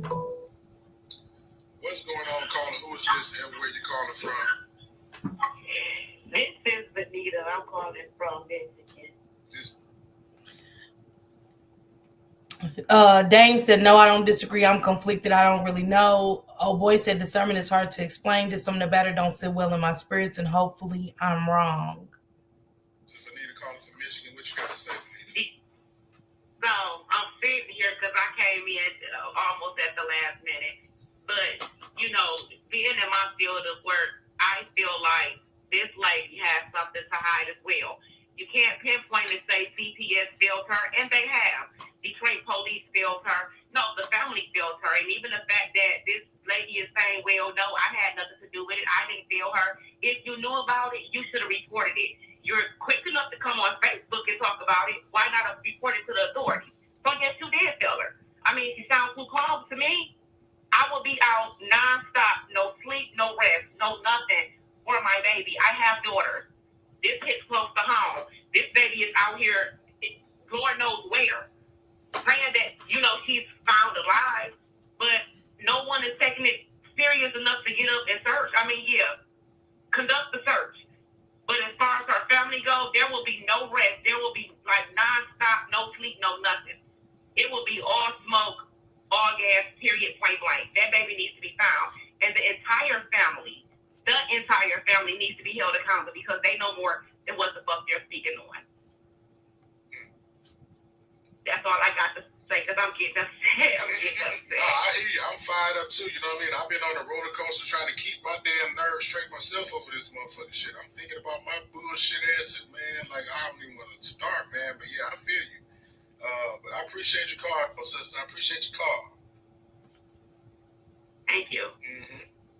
All right, let me cut it back on, man. Keep them coming, man. Call in line is still open. I see somebody was calling right after that, and this must be them. What's going on, caller? Who is this, and where you calling from? Caller, you there? I'm there. Yeah, what's going on? Who's this? Where you calling from? Turn that phone down on the computer in the background so I don't hear that echo. Okay. Let me turn it down. Or let me turn the vibe off. I am, dang, I can't turn it off. I am another cousin of the family.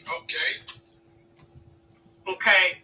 So, everybody is on here trying to come for Kenya saying that she didn't report it.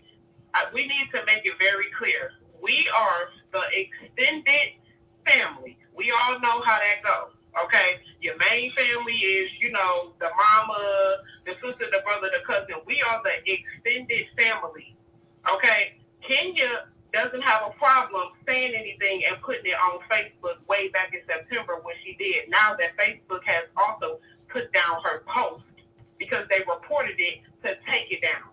The information was brought to Kenya because the person who brought the information to Kenya didn't have the balls enough to say anything, but Kenya did have the balls enough to say anything. Kenya put it on Facebook to expose it to everybody, but it was reported to CPS, to DPS for years, i.e. the caption that you put up saying 40 years of CPS. This has been going on, and that's how long they've been hiding this shit.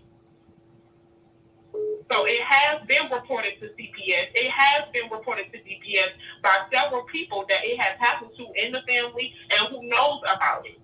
But she hid the shit so well that we wouldn't even have known. It's several people that's been around them, and like the daddy said, she presented herself to be a God-fearing woman to where you wouldn't have known any fucking thing. You know why this resonates with me? And I'm just going to touch on my situation just so we can relate. And I'm not trying to make it about me in no way, form, or fashion. But, you know, I just had a newborn son to whom, with a woman who I just found out has 10 plus CPS investigations. Right. So why the fuck am I struggling so hard to get my motherfucking son and shit? You know what I mean? So, yeah, so you know, everybody's yeah, how come Kenya didn't say nothing? Kenya put it up on Facebook. She put his information on there that he was a sexual pedophile, registered active pedophile. She put on there when he got arrested that he got Shannon pregnant, that she got 5 kids by right now as we speak, and all of that. Shankrock said, I'm tired of this family. Tell the damn truth. Where the F is Naziah. Carla Henry said justice for Naziah.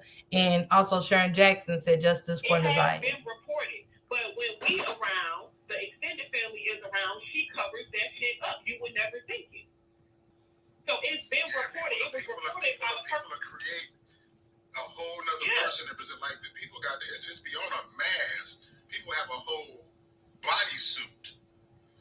Right, but this is the thing. The person that's coming to Kenya about it is the one that needs to speak up, because Kenya has been the one that's getting the backlash behind it. But the person that's bringing it to her, Kenya is only, she looks like she's the face of it, but she's really not. She's just bold enough to speak on it. She's just the whistleblower. She's the whistleblower. Right. So pretty much, you know, the messenger, and she's getting the backlash of it. But the person that's bringing the information to her is the one who should really, you know, come out and say something. And they're probably not going to, and no shade to them. But at the same time, Kenya is the one that's getting the backlash of it, and she really shouldn't. So now people looking at her crazy, talking about how come you didn't say nothing, that you knew something. Because I guess, right, like if somebody was to say something, somebody was to call CPS or mention anything, you know, and they go over there and they are painting this picture that, you know what I'm saying, they the Huxtables over there. You know what I mean? With no other, you know, indication. But then there's the breakdown in the system, right? Because if the grandmother lost her kids to CPS, and how does she even have? Exactly.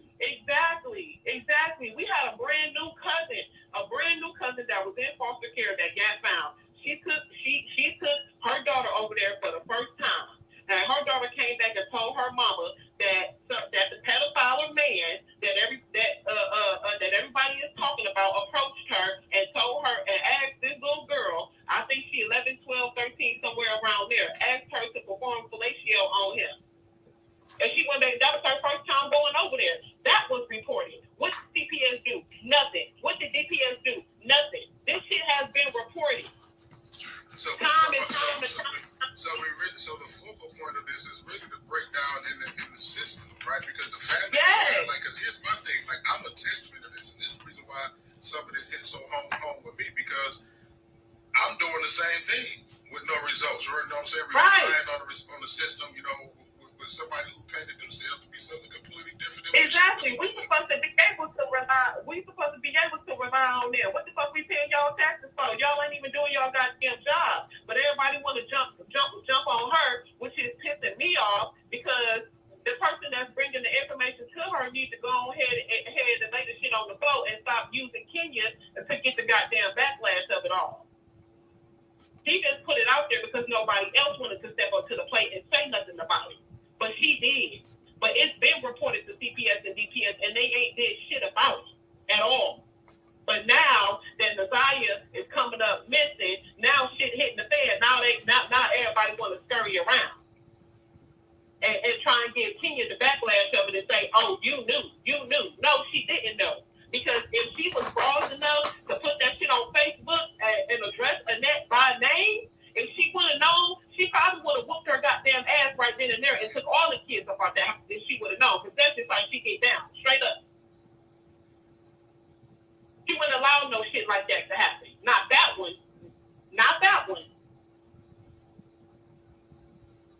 She would have had a whole goddamn squad over there. So she did not know. But she did what she found out from somebody else who is the source that's reporting shit, knew and know a whole lot more. That's who coming to her. So y'all, right? You came in the door waving the flag of, hey, we are the extended family. Yes.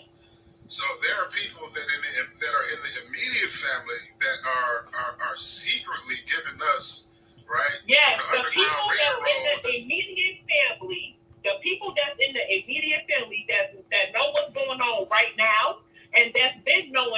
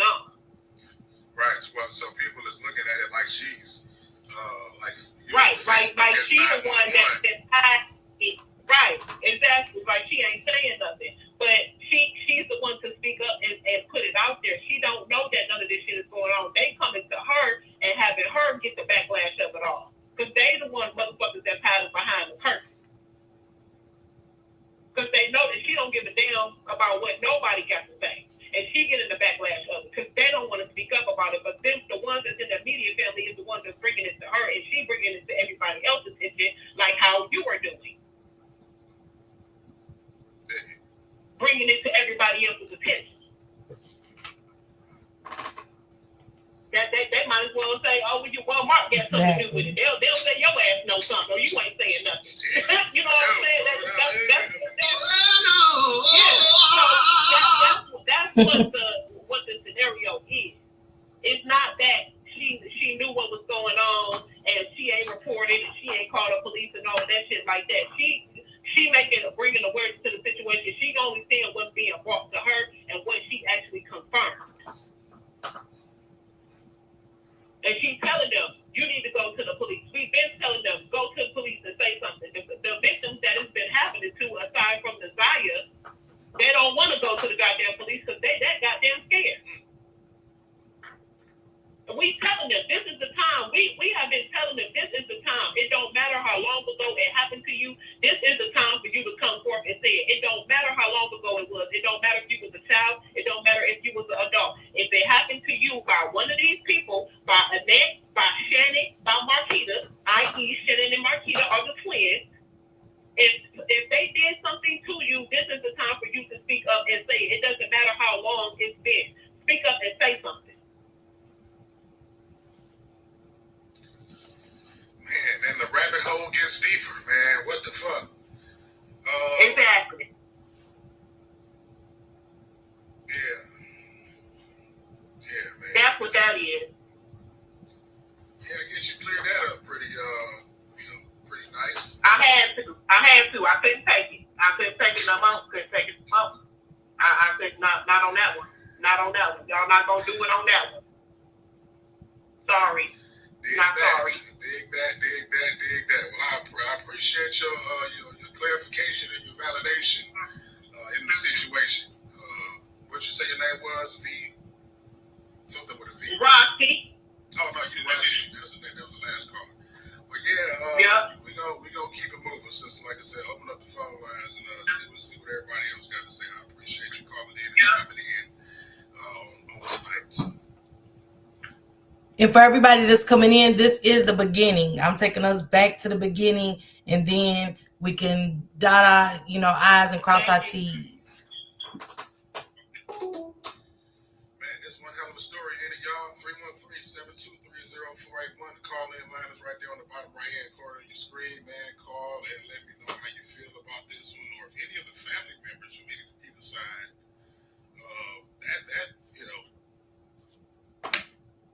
I wanted to say would make it better, which it wouldn't, but give us some more clarification on what's really the deal with this whole situation.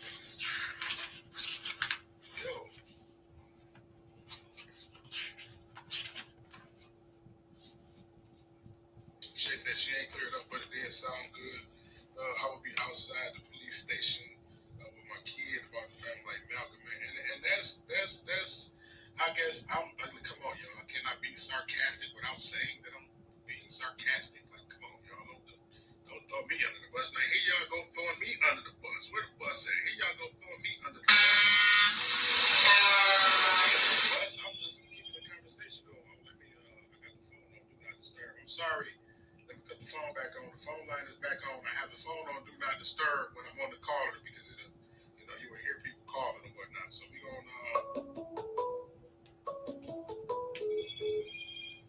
what's going on, caller? Who's this and where you calling from? My name is Michelle and I'm calling from California. Michelle from California. Yay. What's going on, Michelle? Yes, sir.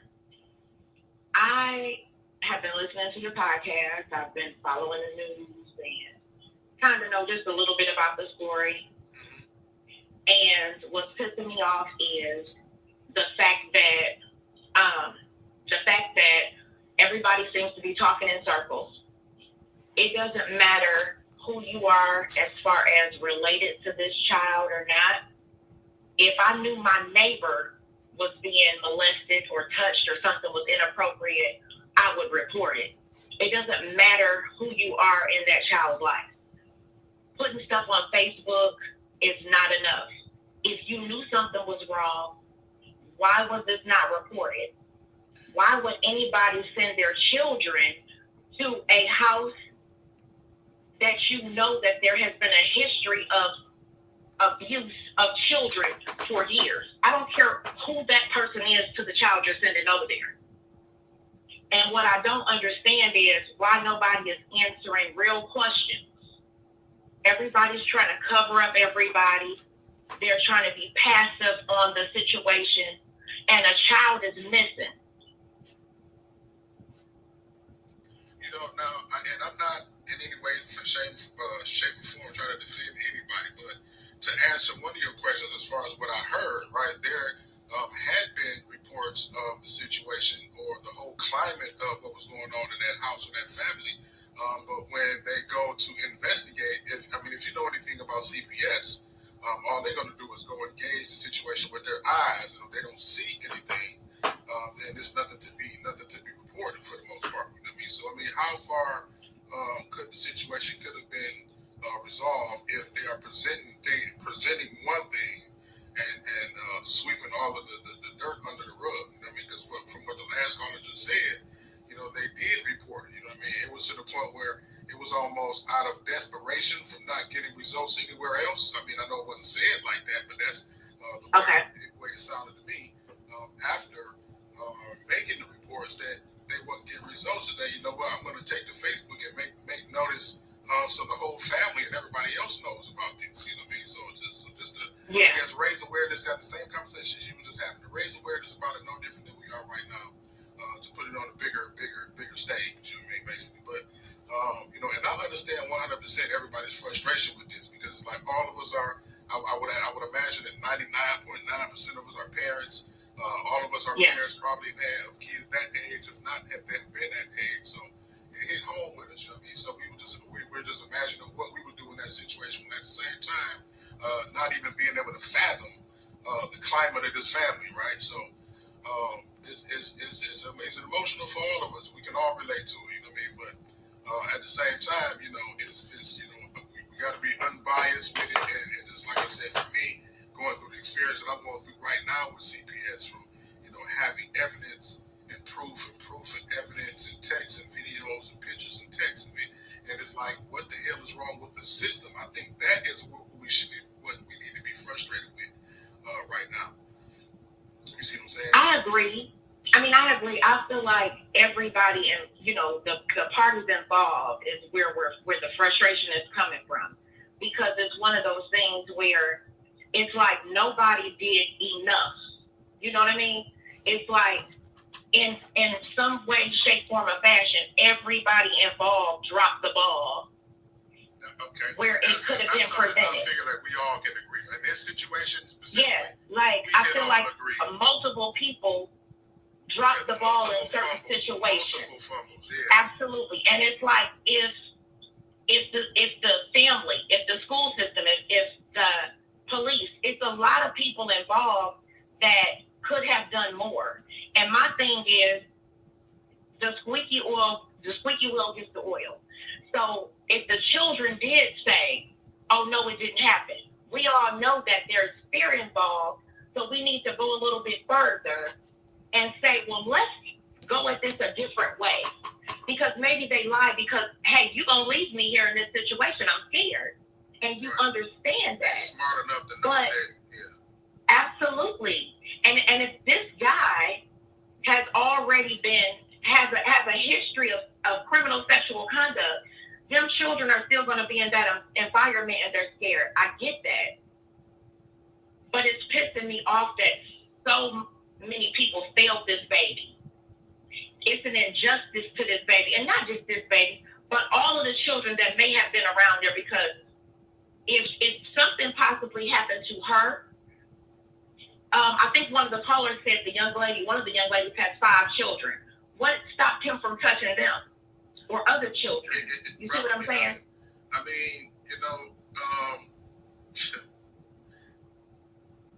I'm just going to share one of the details of the situation they talked about. Like, as far as when you just said that, right? Nothing stopped him because he actually solicited one of his own children, from what I understand. And it's crazy, like, how can you be that hard up, so to say, for a man, to have a man like that around your children?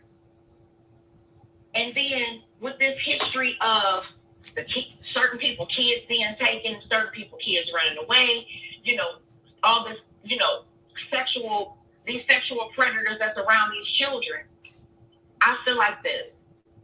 All of the parties involved need to be dealt with. And I'll say that, and I won't elaborate on the dealt with part, but this is a damn shame. It really is. It's sad. I hope this baby is found safe, and I hope that everybody involved is dealt with. Well, I appreciate your call, sister from California, and I can Thank feel you so your much. passion in your voice on this one. You all have a good evening. You too, sister. Phone line is still open, 313-723-0481. I know a lot of y'all wanted to call in. Let me make sure not disturbed is off, and it is, because somebody's calling. What's going on? Damn, it is jumping right now. 313, what's going on, caller? Who is this? Where you calling from? Hello. Hello. I promise you I ain't gonna tie your line up, but I have to call back because the cousin I made me mad. So. Oh, who is this?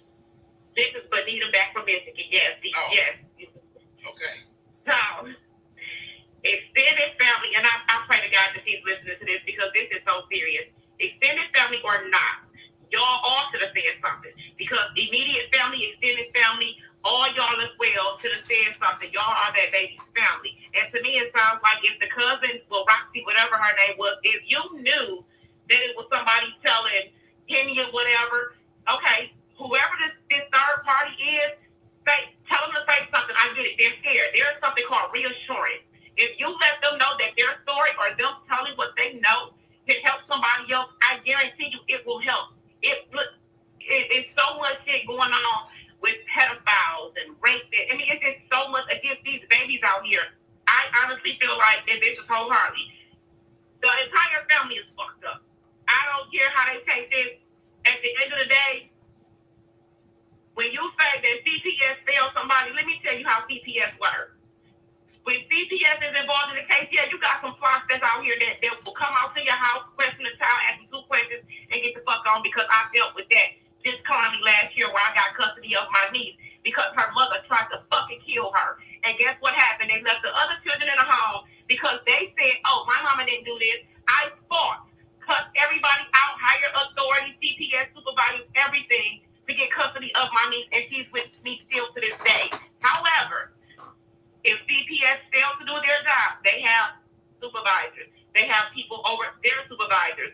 And if the lady or whoever reported the abuse, as they say, because I highly doubt if they told it the correct way, when you report abuse of any form to CPS, what happens is they take them children to the freaking hospital, and they have detectives there, child abuse detectives. They have social workers. They have CPS case management. All those authorities be at the hospital because there's a sexual abuse, verbal, physical, whatever form of abuse. They will be literally at the fucking hospital. So if y'all reported this, as y'all say y'all did, why didn't any of these people take part in? And even if you're saying that the system failed these kids and that baby, don't stop talking. You're running your mouth on the phone and you're running your mouth to Facebook, run your mouth to the public, CPS, the locals. Like, I'm not setting the fuck up for nobody if this was my baby. They will get tired of me. I'm at every precinct, every news station. I'm not stopping until I find out what happened. And then on top of that, if this has been a repeated thing for years and decades, why the fuck saying something now? Because if y'all report it the correct way, guess what? It'll get handled correctly. I just feel like it's a bunch of bullshit. He's coming on here defending Kenya. Granted, you have that right. Immediate family, extended family, at the end of the day, y'all all still this baby's family. Report that shit correctly, because to me, it seems like all y'all hiding something. Y'all got a fucking pedophile in y'all family, letting this ninja do everything or whatever he want to do to these kids, but ain't nobody saying the right shit to get these kids protected. If y'all knew that this was going on, because I'm sure, granted, she's not the first victim, save these babies, save these kids. Come on, now. Save them. You don't need authority fucking permission to save somebody. Save them and then take them to get some help. They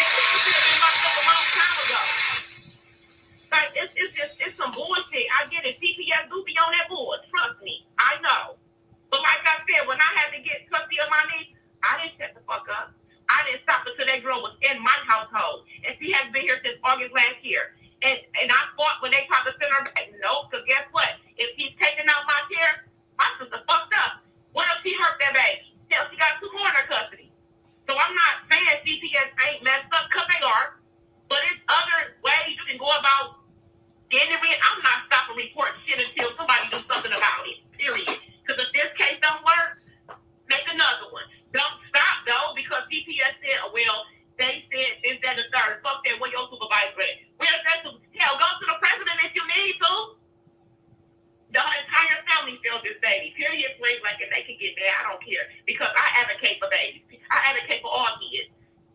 Period. I'm a first responder, police, fire chaplain. This is my life, and I have children of my own. And the fact that everybody sees it so calm and like, oh, it ain't her or she made it known that Facebook ain't the place local authorities is. Period. Point fucking blank. Everybody got enough animosity and faith that Facebook is gonna get something put out there. If you was brave enough to put it on Facebook, go knock on this pedophile predator's door. Bring the police to where he's at. Reassure the person, reassure the victim. Reassure them that it's okay to speak their truth. It may help somebody else. Now look. As somebody else, I remember seeing one comment float up the stream where it seemed like everybody blaming each other in this situation. Yeah, and that's the bad part. Blaming each other instead of standing. Let me find out somebody done molested somebody. Listen, if pedophiles in my area, I'm on alert like crazy. I don't care because, again, I have children of my own. I advocate for babies, for kids, for everybody, not just kids, adults too. So when this type of stuff happens, it sickens me to my guts because y'all sitting up arguing, pointing fingers. Get the fuck up and go find this baby. Tell the authorities what y'all know. This third party, guess what? It will be every information I got to police, detectives, FBI, whoever. The federales is needed. The cousins, Roxy, Kenya, they know more than what the fuck they're saying. This is what I do know. If somebody is going and telling Kenya something, well, Kenya, who is this person? Oh, they scared. Scared of what? Y'all got a whole baby out here missing. What she feel might save this baby. If it's not too late, which I hope it's not. Whole family fucked up. I said it. But I'm not going to tie your line up on them. Go ahead. Take the next call. Drop a mile for you right quick. Damn. All right. Well, yeah. I mean, you said what a lot of people in the audience is feeling what you're saying and saying the same thing and cheering you on. So, yeah, you go get you a glass of water after that shit that you said. Right. Okay. All right, sister. I appreciate your call. No problem. So yeah, we're gonna open up the call in line, man. There's a couple more people trying to call in while she was blowing off that steam, man. That nigga.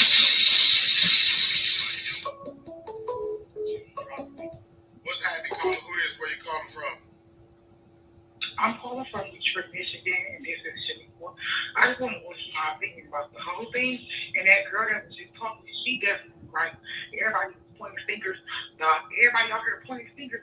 They need to get the fuck up and go find that little baby. Help look for the baby. That shit blows. So everybody in the house right now, huh? Yes, everybody, they probably drinking, smoking, turning up. Right now it's not the time. And I'm not trying to be funny, but the bus system should be accountable for that too, because why would y'all get... Everybody, I've been here for 3 hours and a half. We are only an hour and a half in, and it's a 5 hour live. So what I'm gonna do is come back tomorrow night, and we're gonna continue to rest. But I need y'all to hear what y'all took in notes. I've been taking notes, y'all. Look at these papers. They are inside out. What's that all about? I got papers everywhere. I took my notes for tonight, baby. Trust me. Oh, jeez. It's a lot. It's a lot. That's why I wanted to start from the beginning with you guys and get your thoughts. And we've heard what we've heard in the present, all the stuff coming out in the present, but to get caught up in the beginning, to see where everybody came in and started from, it's always good to go back to the beginning. So I appreciate each and every one of y'all. Thank y'all so much. God's child, sis, thank you for down there dropping all the links and stuff. It's constantly dropping my disclaimer, Top Flight. Thank you, sis, for the stories and keeping me up to date on everything else, because it is some new stuff I do want to share with you guys tomorrow as well. And I'll probably share that with you guys. Thank you, Phoenix. Thank you as well. Thank you as well. Moderate without having a moderator stick. Let me fix that now. Matter of fact, you could drop your link and stuff like that. And yeah. So you can start dropping your link when I go lives in the mornings, okay? Salute to Shank Rock, you know what I'm saying, for holding it down. Sending me my disclaimer, setting up all my backdrops and stuff. And I got other people making backdrops for me as well. So salute to them. I am the streets. He's a content creator. I need to drop his link tomorrow so y'all can go check him out. But he's been doing backdrops for me as well. Phoenix girl, I don't know what I'm doing. I'm all over the place. There you go. That way you can drop your link as well. You know what I'm saying? Salute to each and every one of y'all. Man, it's always just y'all being here with me for as long as y'all have. It's more than words can say. I appreciate y'all for pulling up every time I go live. But we are at hour 132. I'm marking it down. And then I want to share some stuff that Top Flight sent with me. And we'll complete the rest of this, well, most of it tomorrow, because we got some more callers calling in, and it's going to get confrontational. We'll get to her a lot. So, again, thank you guys so much. Everybody have a blessed night and have a great hump day. Allison said, have a good night, Miss Parker, and everyone in the chat. Allison, you get off that, stay off that knee, and you get better, okay? And thank you so much for sending me that story. Allison is the one who sent me the story about baby Brianna Lopez. It was a lot, Allison, but I appreciated her.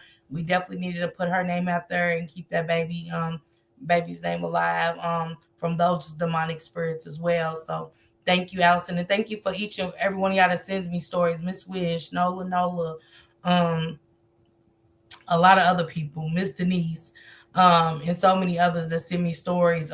God's child from Hold Me Down. Just, words can't express how I feel about y'all, so I appreciate you guys. Have a good night and have a blessed Wednesday. Okay, I'll see you guys in the morning.